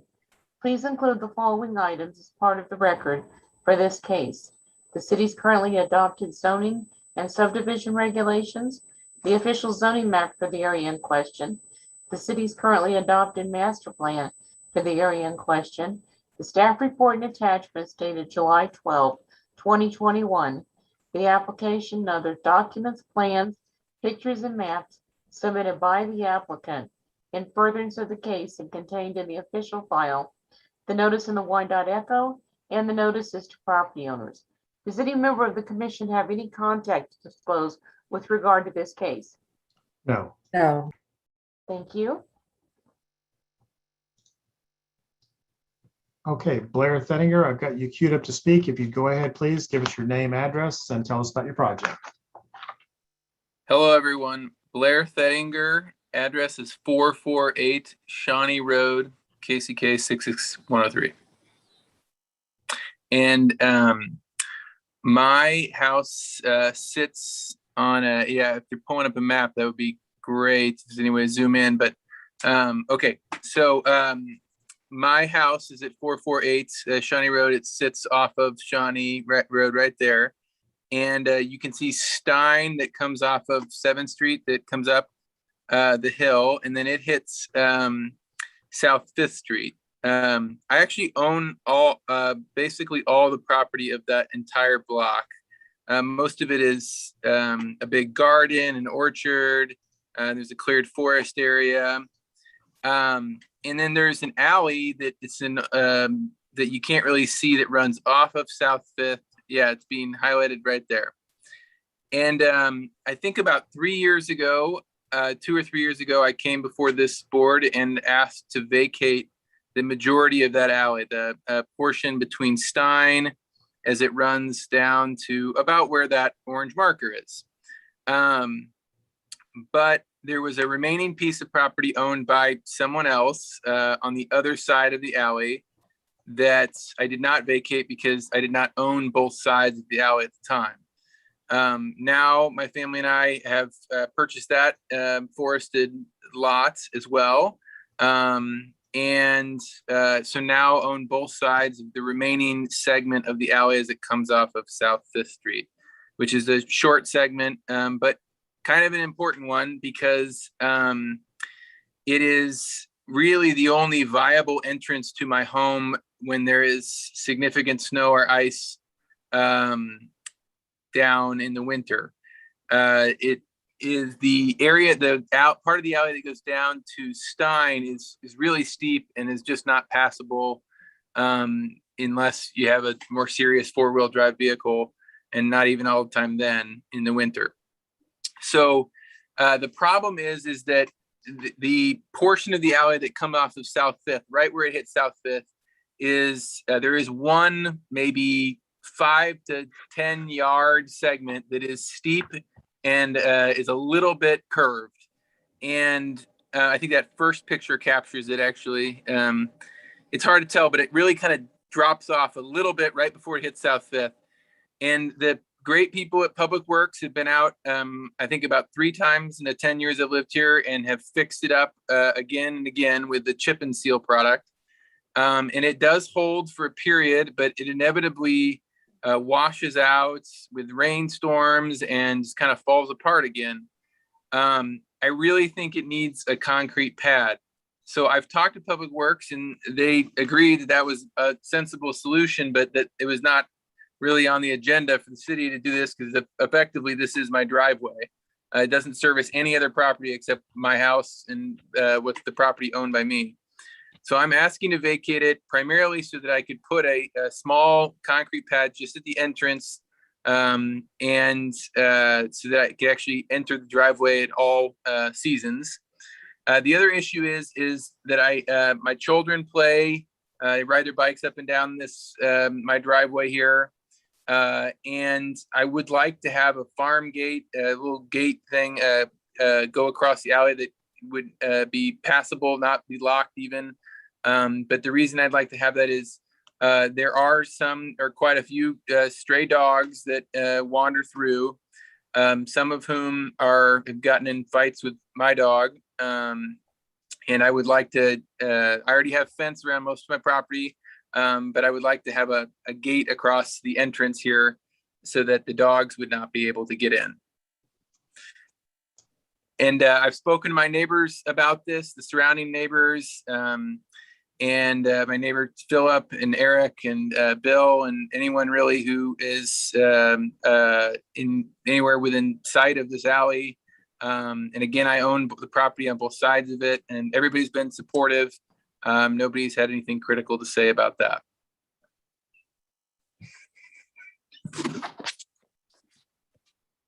Okay, is that it?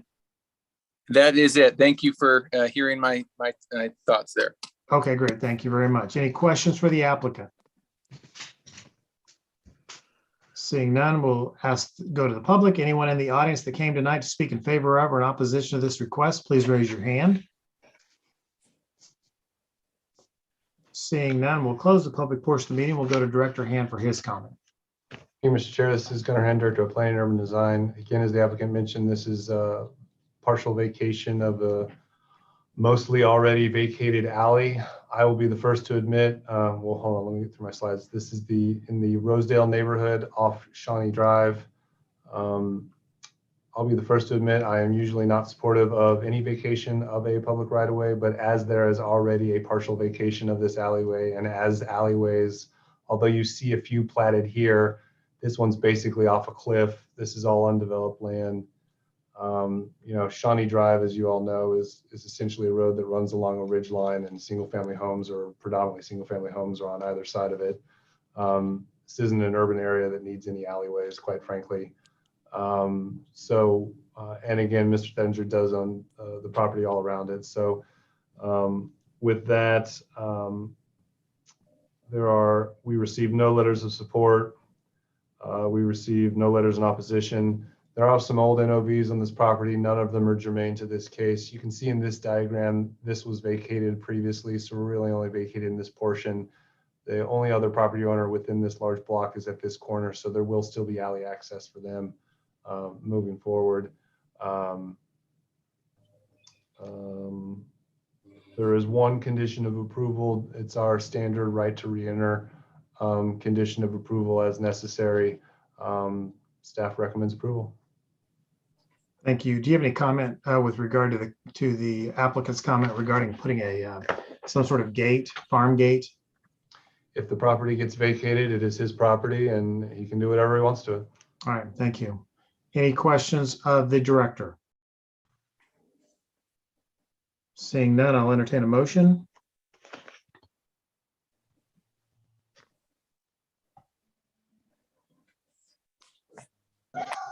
Commissioner Ernst.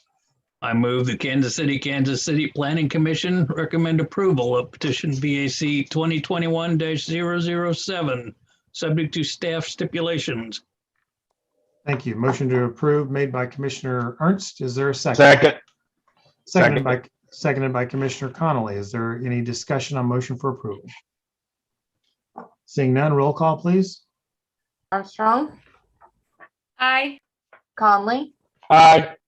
Ernst, Aye. Jones, Aye. Miller, Aye. and Moeller. Aye.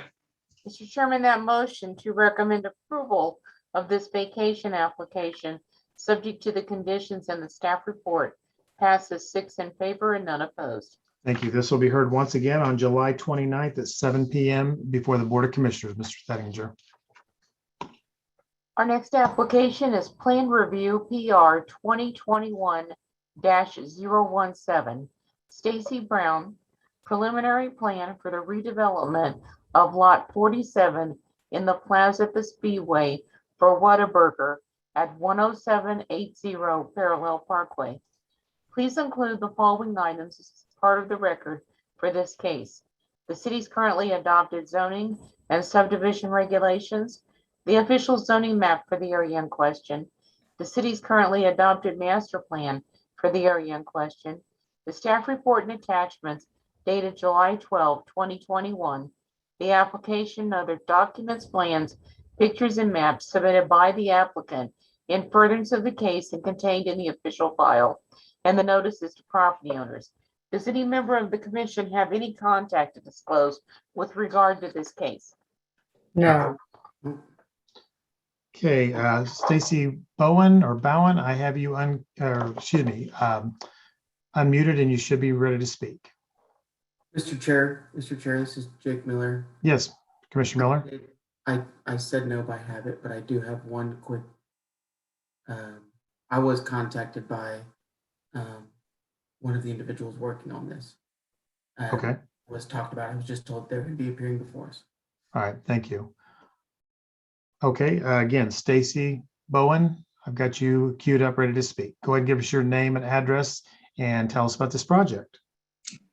Okay, I'm Stacy Bowen with Crespi Real Estate, 12720 Hillcrest Road, Suite 650, Dallas, Texas, 75230.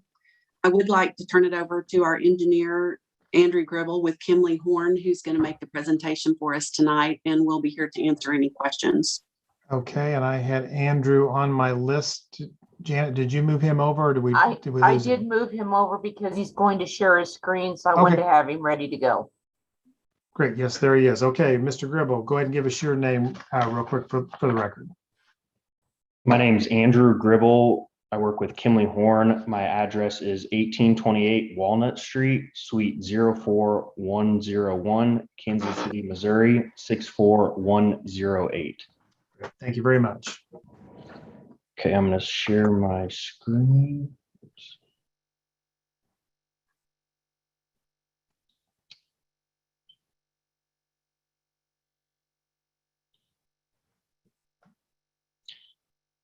All right. So, good evening, commissioners. As I stated, my name is Andrew Gribble with Kimley Horn. I'm working with KMO Burger, who is representing Whataburger for the redevelopment of 10780 Parallel Parkway. It is formerly the Logan's Roadhouse, which is west of Chick-fil-A on the north side of Parallel Parkway. It is an out parcel to the Walmart at the Plaza at Speedway. We wish to demolish the existing Logan's Roadhouse and construct a 3,751 square foot Whataburger restaurant with associated drive-through. We will be included all of the utilities, paving, curb work, and landscape work as well for the entire site area. Our site is a standard prototype for Whataburger. It consists of 3,751 square feet. There are 66 total seats inside of the restaurant, and the restaurant will operate 24 hours a day. And we will be installing 42 new parking stalls here, with 2 of them being accessible stalls. I will flip over to our site plan. If you can see my screen. We will be pushing the building as far to the south as possible as we can. you will enter on the north side of the site off of the access drive in between the Logan's and Chick-fil-A and the new car wash on the north. We'll have one entrance on the north, and you will either be able to come in and go to either drive-through. It is a double drive-through situation. Both lanes will be able to order and both lanes will be able to pick up. The first order point will be right here. They are the menu boards, and the first point you see here on the north, that will be the headache bars where it'll say low clearance. So you will order at this first window, and then if you are on the outside lane, someone will come out of the southwest door and cross over the first drive-through lane and deliver your food to your door, similar to how Culver's brings it out to you. Both cars will then exit, and you will either be able to go north or you can go straight and exit towards the shared access with Chick-fil-A. Chick-fil-A at this moment currently uses both of the shared access lanes. We have been in discussion with them that they will need to only use one of the access lanes, and we will have to have an exit out of there as well. Truck routing, we will be bringing the truck off of Parallel Parkway, turning north. They'll be turning north on Village West Parkway, coming up and around the Mattress Firm building south of the Sam's Club gas, and entering into the site on the north side. And they will be coming down, since it is a bigger truck, it will be coming down the east property line that shares with Chick-fil-A. They will be coming south, making a left or a right and going west, and then stopping in the middle of the drive-through, in the middle of the drive aisle, and deliveries will be on this northern door. And then the truck will come out and go back out through and get onto Village West Parkway. Let's see, now I'm going to switch over to the architectural. We are going with brick and metal panels. It is not a corrugated metal panel. It is a architectural metal panel, and there will be glazing on the front. There's our standard Flying W logo on the main entrance. This top elevation right here is looking on the east side of the building, which will be this east side, which faces Chick-fil-A. That will be our main entrance. And then this bottom side is the west side. That is the drive-through entrance. This is the far left, or the north side will be the pay point. And then the eastern portion will be the pickup window. Here are some of the materials that we will be using: the brick, standard two-tone brick, the Whataburger orange, and the metal panel and gray glazing and glass. As for the landscape plan, we have met all of the landscape code provided by the city, and we are providing 20 trees and associated shrubs. We will have an entrance to the south onto Parallel Parkway that we will be putting shrubs and hedges around and screening everything per landscape code. With that, I would like to open it up to see if there are any questions. Okay, questions for the applicant? I just have one. You said there will be an access point into the lot from Parallel Parkway? No, there will not be an access point from Parallel Parkway. Okay, can you go back to what you just said down there when you had your arrow down there at the bottom? You were talking about yes, landscape yeah, buffer? yes, a sidewalk. Yes, it will be a sidewalk access from Parallel Parkway, not a vehicular access. All right, thank you. Other questions for the applicant? Seeing none, we'll open up to the public. Anyone in the audience want to speak in favor of or in opposition to this application tonight? Please raise your hand. Okay, seeing none, we'll close the public portion of the meeting. I do have one more question. Just wanting to know, in conjunction with the Chick-fil-A operation to the east of this location, you feel like this site has enough room for everybody to coexist? Yes. Given the current operation and the way they've got their things set up, you've been in contact and worked all that out? Correct. We have been in contact with Chick-fil-A. We are also providing this secondary exit if Chick-fil-A's drive-through would be backed up by chance and there's not an exit. You can still go to the north and exit, or you can come out this mid-block access, which aligns up with the Chick-fil-A entrance right here. So our mid-block entrance will line up exactly with Chick-fil-A's, and you can exit to the shared access as well. Okay. I'm just anticipating Whataburger and Chick-fil-A on the same site, and I'm just imagining what would look like Arrowhead Stadium and Royal Stadium filled with cars on any given day. So yes, and we've been in. I'm sure you hope that's the case. Yes, we've been in talk with Chick-fil-A, and they understand. And both of our Whataburger's operations and Chick-fil-A operations, if it gets too busy, they will send people out there to direct traffic as well. Okay, sounds good. Thank you. All right, we will close any other questions for the applicant before I go to Director Hand? Okay, I'll now go to Director Hand and get his comment. Thank you, Mr. Chair. This is Gunnar Hand, Director of Planning and Urban Design. Again, the application is a replacement of a sit-down restaurant with a drive-through restaurant located in the Piper, Delaware, Prairie, Delaware, Piper master plan area. Again, adjacent to the Chick-fil-A, just north of Parallel Parkway. Staff does have a few conditions of approval that we've worked with the applicant. They have recently submitted their final plan development. This is a preliminary plan development. We were unable to receive any revisions to the site plan as per our draft staff report. So our first condition of approval is more of a caveat warning that if any of the 5 triggers for preliminary plan reviews are met in the final plan as we work through the site plan analysis with the applicant, that might trigger a preliminary plan review.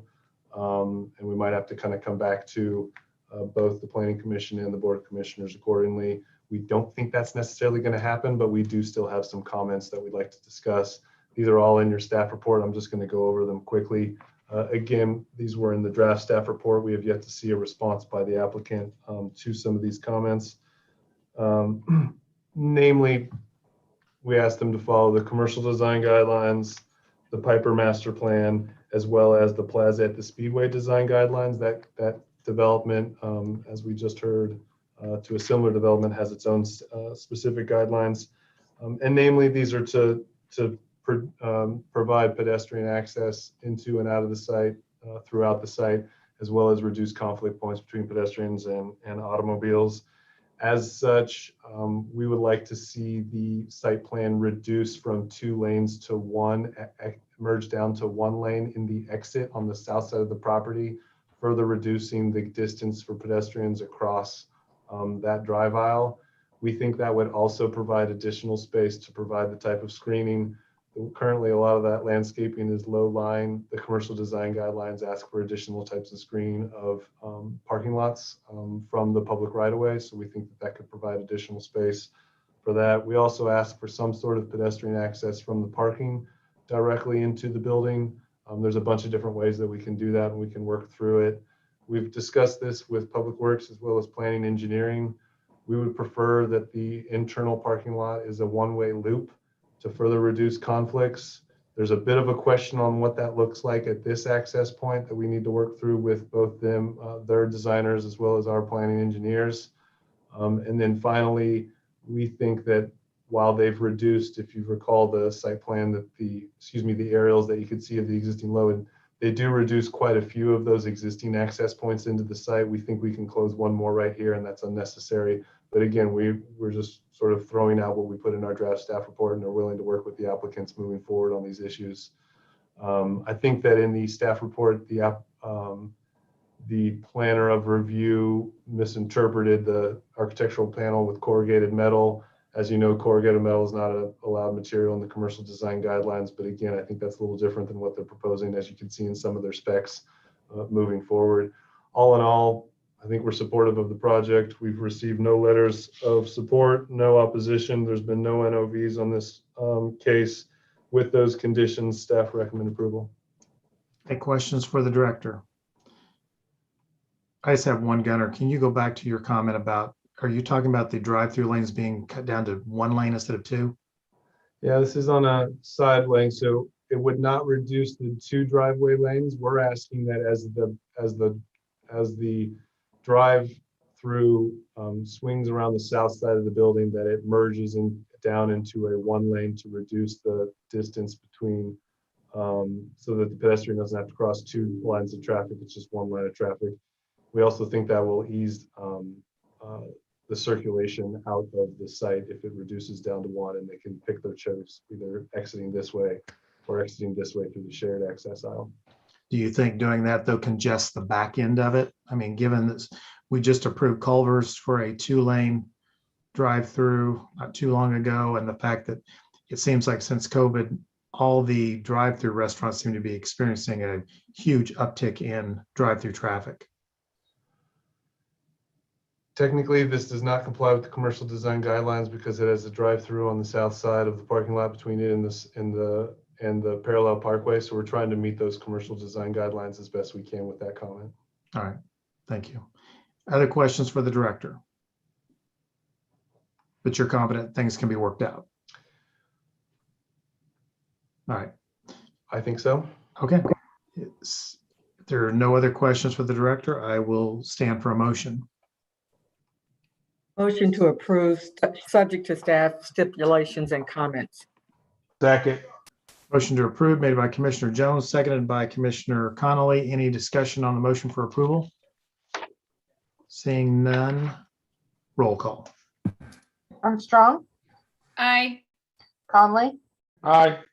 Ernst, Aye. Jones, Aye. Miller, Aye. Moeller. Aye. Mr. Chairman, that motion to recommend approval of this application, subject to the conditions of the staff, passes. 6 in favor and none opposed. Thank you. This will be heard once again on July 29th before the Board of County Commissioners via Zoom. Thank you. Thank you. Our next plan review is PR 2021-018, Dugan Design Group. Preliminary and final plan review for a Chipotle restaurant at 7750 State Avenue. Please include the following items as part of the record for this case. The city's currently adopted zoning and subdivision regulations, the official zoning map for the area in question, the city's currently adopted master plan for the area in question, the staff report and attachments dated July 12, 2021, the application, other documents, plans, pictures, and maps submitted by the applicant in furtherance of the case and contained in the official file, and the notices to property owners. Does any member of the commission have any contact to disclose with regard to this application? No. No, this may be a question for legal counsel. Patrick, I had Chipotle for dinner. Does that constitute anything that I would need to recuse myself? I think you're okay. Okay, great. I'm glad to hear that. I was looking forward to this case. Okay, Danielle, I have you queued up to speak. I'm sorry, I'm not going to pronounce your last name because I know I will mess it up. So please give us your name and address. Good evening. My name is Danielle Sharmacharya. The address is 7750 State Avenue in Kansas City, Kansas. We are proposing to demolish an existing 3-tenant commercial building that's located at the site and construct a new freestanding Chipotle Mexican grill. It is 2,325 square feet, and it has a pickup-only drive-through lane. So that means you place your order online through their website or through their app, and then you can go through the lane and pick up your order, but you cannot place orders at the drive-through window. There are a total of 22 parking stalls that we're proposing for the site, one of which is an accessible stall. Chipotle has done some traffic studies on similar locations with pickup-only drive-through lanes, and they found that the maximum stacking length is 7 stacking stalls at peak hours. So that's what we are providing here within the drive-through lane. We'll be providing a new sidewalk connection to both State Avenue and 78th Street. There's an existing trash enclosure on the east side of the lot that we are demolishing and going to build a new one in its same location, but enlarge it in order to fit both trash and recycle bins in there. And then we'll update the finishes on that to match the building. And then we've revised our exterior elevations to match the staff comments. We've added some changes to the elevations and some horizontal and vertical projections, as well as increase some of the storefront along that corner. We'll also be providing a lot of landscape along the south of the property to screen all of the utilities on that side of the building, as well as a electrical transformer that will be relocating because it's currently in where the drive-through lane will be located. I think that covers most of it. Any questions for the applicant? Okay, seeing none, we'll go to the public. Anyone in the audience tonight that wants to speak in favor of or in opposition to this request, please raise your hand. Seeing none, we'll close the public portion of the meeting. We'll go to Director Hand for his comment. Hey, Mr. Chair, this is Gunnar Hand, Director of Planning and Urban Design. Again, the applicant plans to demolish this existing building and create a new Chipotle restaurant. The only real condition of approval, we've worked with the applicant on this quite a bit, as they mentioned, they've made the adjustments we've requested. We do believe it meets the commercial design guidelines accordingly. The only caveat or condition that we would note at the meeting tonight is that while that pickup situation is not technically a drive-through, there are some Chipotle drive-throughs in the world. And if this were ever to be converted into a full drive-through where you order at the window and pick up, this would require another final development plan to be reviewed by staff. They'd have to come back and get another approval by you all moving forward. We received no letters of support, no opposition. There's been no NOBs on this property.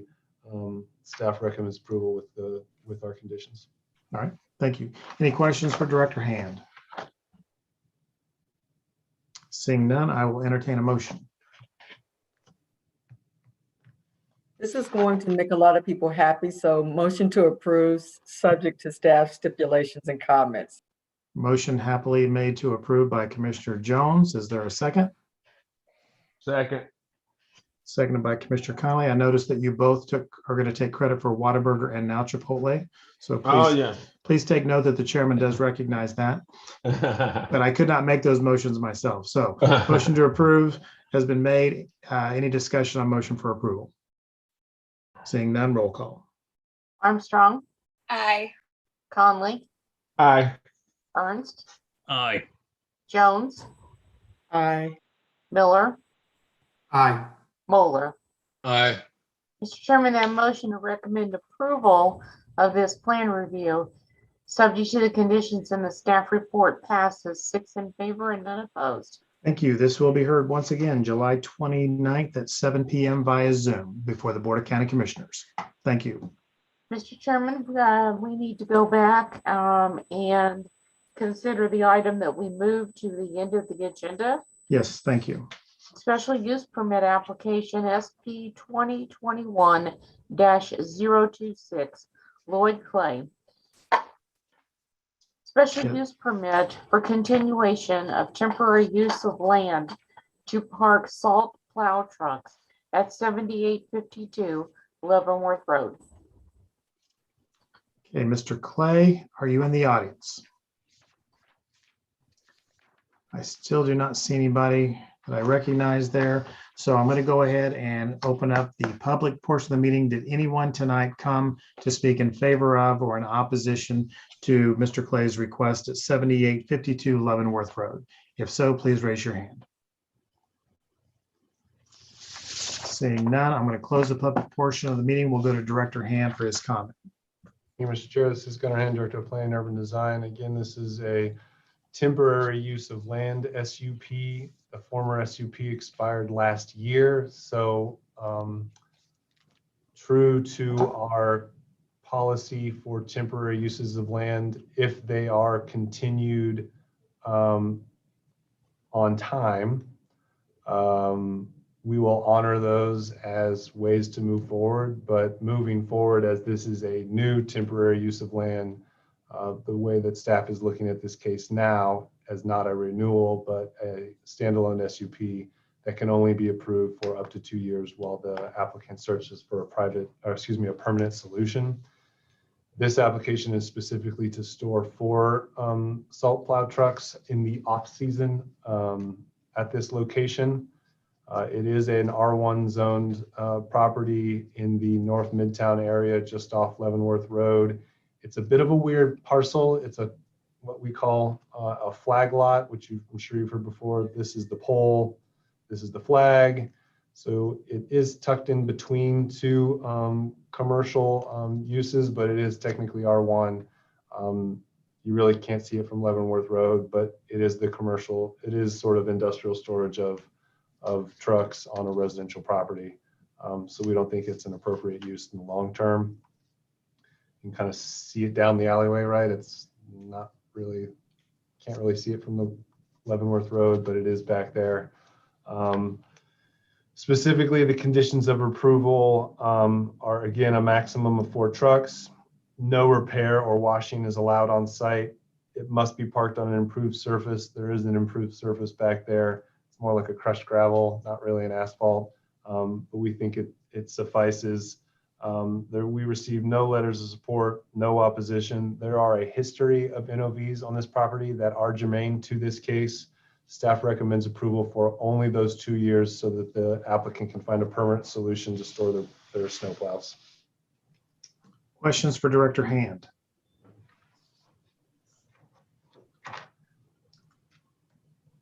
Yes, Commissioner Ernst. What should we make of the fact that they didn't bother to renew it and didn't bother to come tonight?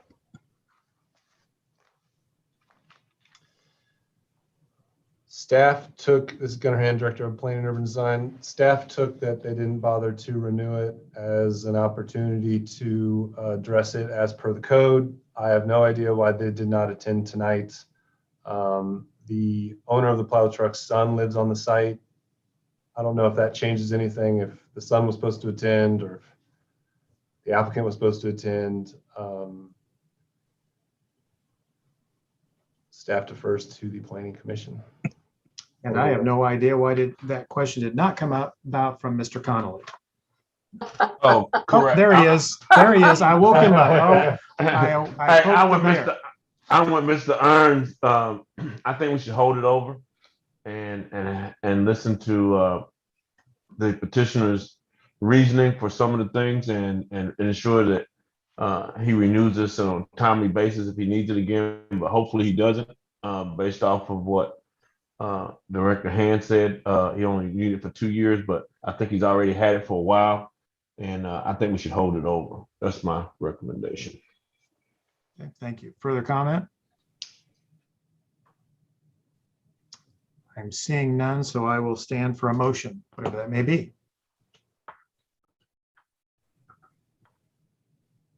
I would move to hold it over for whatever meeting Mr. Hand would like to set it at, since next meeting's getting kind of busy. We're ready to go in August. All righty, 30 days. 30 days. Motion to hold over made by Commissioner Ernst for 30 days. Is there a second? Second. Seconded by Commissioner Connolly. Any discussion? Seeing none, roll call on motion to hold over. Armstrong, Aye. Conley, Aye. Ernst, Aye. Jones, Aye. Miller, Aye. Moeller. Aye. Mr. Chairman, that motion to hold this over until the August 9th meeting for the applicant to appear passes. 6 in favor and none opposed. Okay, thank you. And I believe that does conclude our regular agenda. Is that correct, Janet? That is correct. We do have Okay. one item Yes. that is held over from last month's meeting. Okay. And Is that I'm going the, to turn it over to you. Thank you. So we did have some discussion last month about changing the order of the roll call votes. And heard from Patrick today. We had some discussion about it at the staff run through.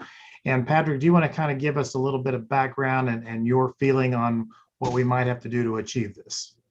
Sure. Thank you, Mr. Chairman.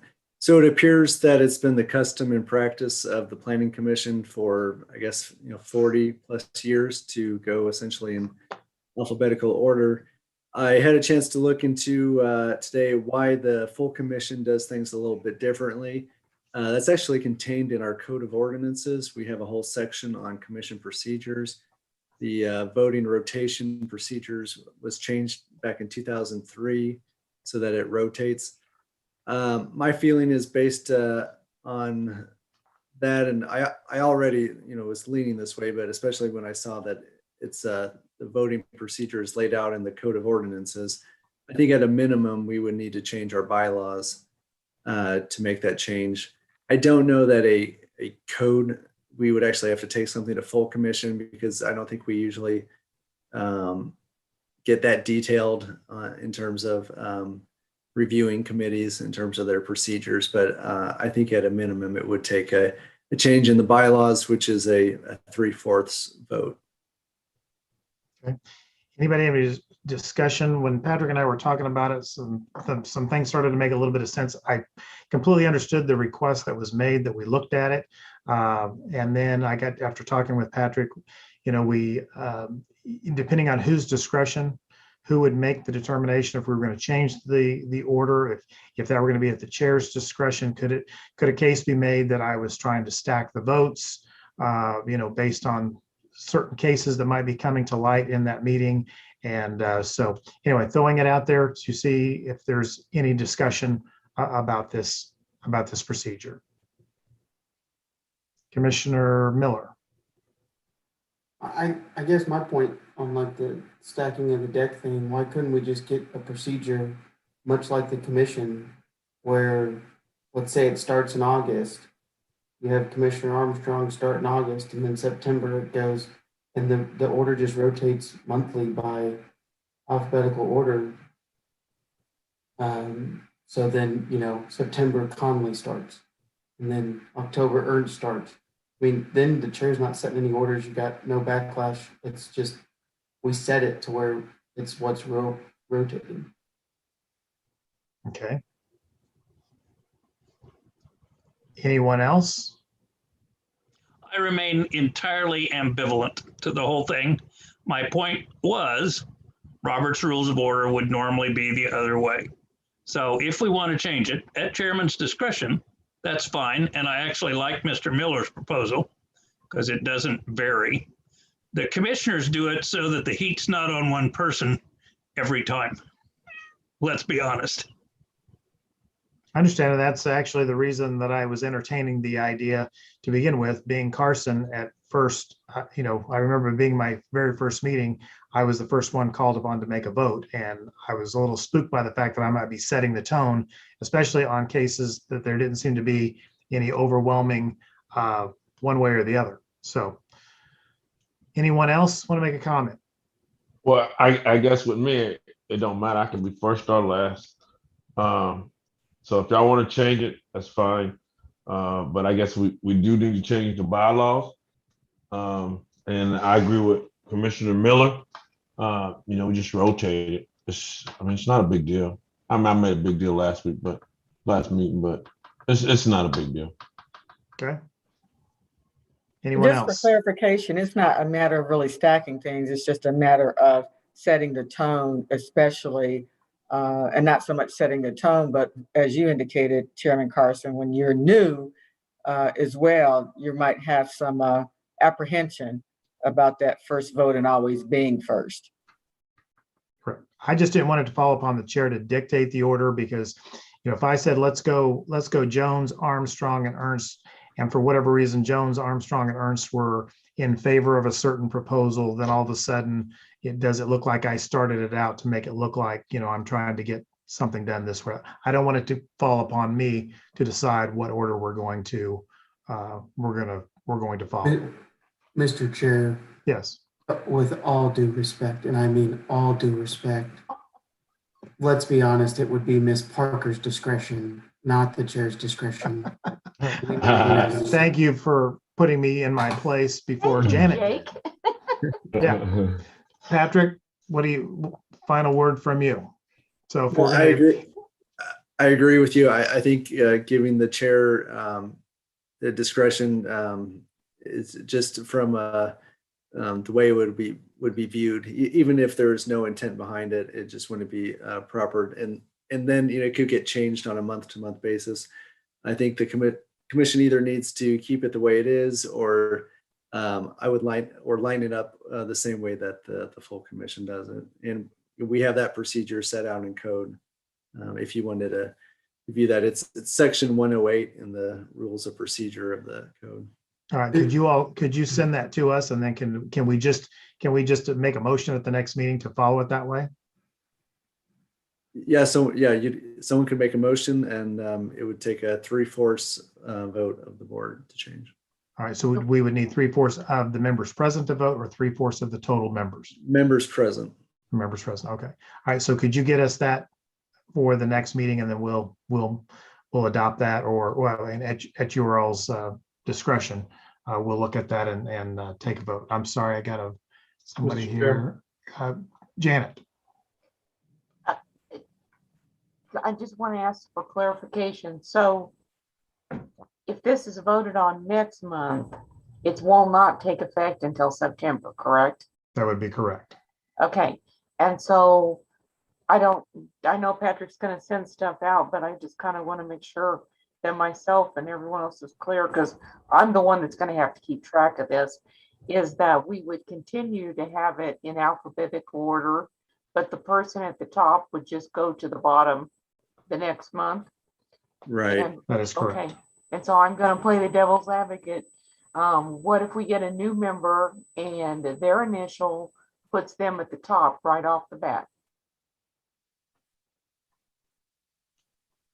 So actually, no, well, here's the thing. We might actually have to change it up a little bit. The commission does it by commission district. So we would probably line you up with your appointing commissioner. That would probably be the way to keep it consistent with how the commission does it. It starts, let's say district 1, 2, 3, 4, 5, 6, 7, 8, 9, 10. And then number 1 drops to the bottom and district 2 starts. Then the next month 2 drops to the bottom and district 3 starts. So we don't have to worry about constantly trying to keep track of the alphabet. We could just do it by who appointed you. District order, because keeping track of that alphabet order, with the way they change it up all the time, that. Mr. Chair, if I may. Yes.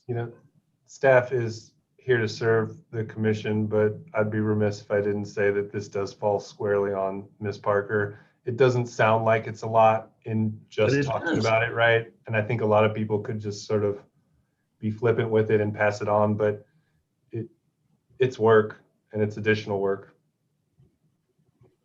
Agreed. Commissioner Miller?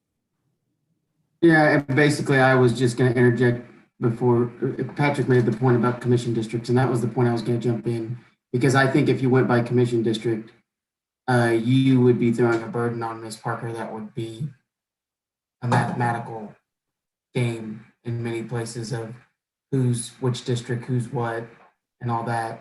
And that's why I think if we do go this route, I think you have to go alphabetically. And then when you talk about someone's first meeting, we could just add in a provision that says, if it is your first meeting and you happen to be first that meeting, you just get skipped. So the order stays the same constantly all the time. We're just going, but then it doesn't happen on your first meeting if that's really how we want it to go. But so a new person would be skipped and would fall to the end of the line. Yeah, let's say if Carson's up and it's Carson's first meeting, then theoretically you really wouldn't be up first for 6 months. Then you can get your feet under you and go.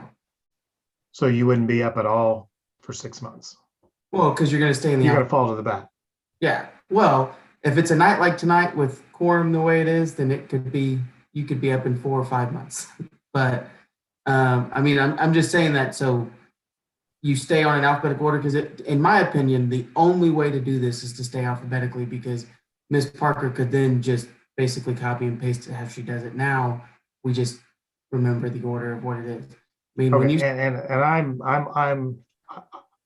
whatever you all want to do is perfectly fine with me. I am just thinking about the logistics and what Gunnar just, sometimes we don't know who we're gonna have show up until you guys show up. I mean, we didn't have a quorum until 6:02 this evening. And so then she's got to shuffle the cards to figure out the order. So it's the only other comment I want to make. Well, let's just leave it the way it is. I mean, she does enough. I mean, let's just leave it. I mean, unless people have a real big issue with it. I mean, well, let's Patrick, she please kinda- send us the information and we can vote on it next meeting and we'll put it to rest one way or the other. Unless you Okay. guys want to do that tonight. No, I mean, it doesn't matter to me. I mean, we just don't want to put too much work on Jen. I mean, she does enough. I mean, just keeping up with it. Who was at the meeting, who was not at the meeting? Is it your turn? Well, I wasn't at last meeting, but I was supposed to went first.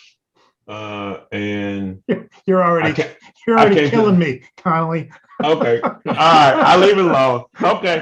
The more you're talking, the more confused Wow. I'm getting. All right, Patrick, send us out the information and put this on the agenda and we will take a vote on this next month. Okay. All right. Mr. Anything Jeff? else anybody wants to bring up? Yeah. Jeff, Yes. before we go, just because of the discussion, it makes me no difference. I just want us to do whatever's fair, striking the Sure. right balance. And I can say that because I usually fall somewhere in the middle, but I want to be sensitive to people that are alphabetically perhaps at the beginning or the end, and it does cause them concern, but I can go with the flow. Appreciate it. Thank you very much, Karen. Janet. Mr. Chairman, I do have one more thing, if you would allow me to do that. Of course. On the attendees tonight, we do have a new planning commission member that is Yes. going to replace Nathan Reasons. She has not been to orientation yet, but she did want to wait until after orientation, but she wanted to listen in tonight. So she's been listening in, and it's Dr. Evelyn Hill. Yes, Dr. Hill, I see you out there. Is there anything you'd like to say to the group? First of all, welcome on behalf of us. After you've seen a meeting, are you still planning to come back next month? Whoops. Just signed off. Really? Wow. Oh, no, she's still here. No, I moved her over to a panelist. There we go. Okay, well, sorry. Hello, and thank you for even recognizing me, Miss Janet. Thanks for allowing me this chance to just listen in to the work that you all do. And I enjoyed it and I learned a lot. And so I'm excited to get started once I get trained. Great. Well, So thank you. Thank you for joining us. Anything else anybody would like to bring up before we go? All right, seeing none, this meeting will stand adjourned. We'll see you all next month. Good night. Night, everyone. You all. Good night.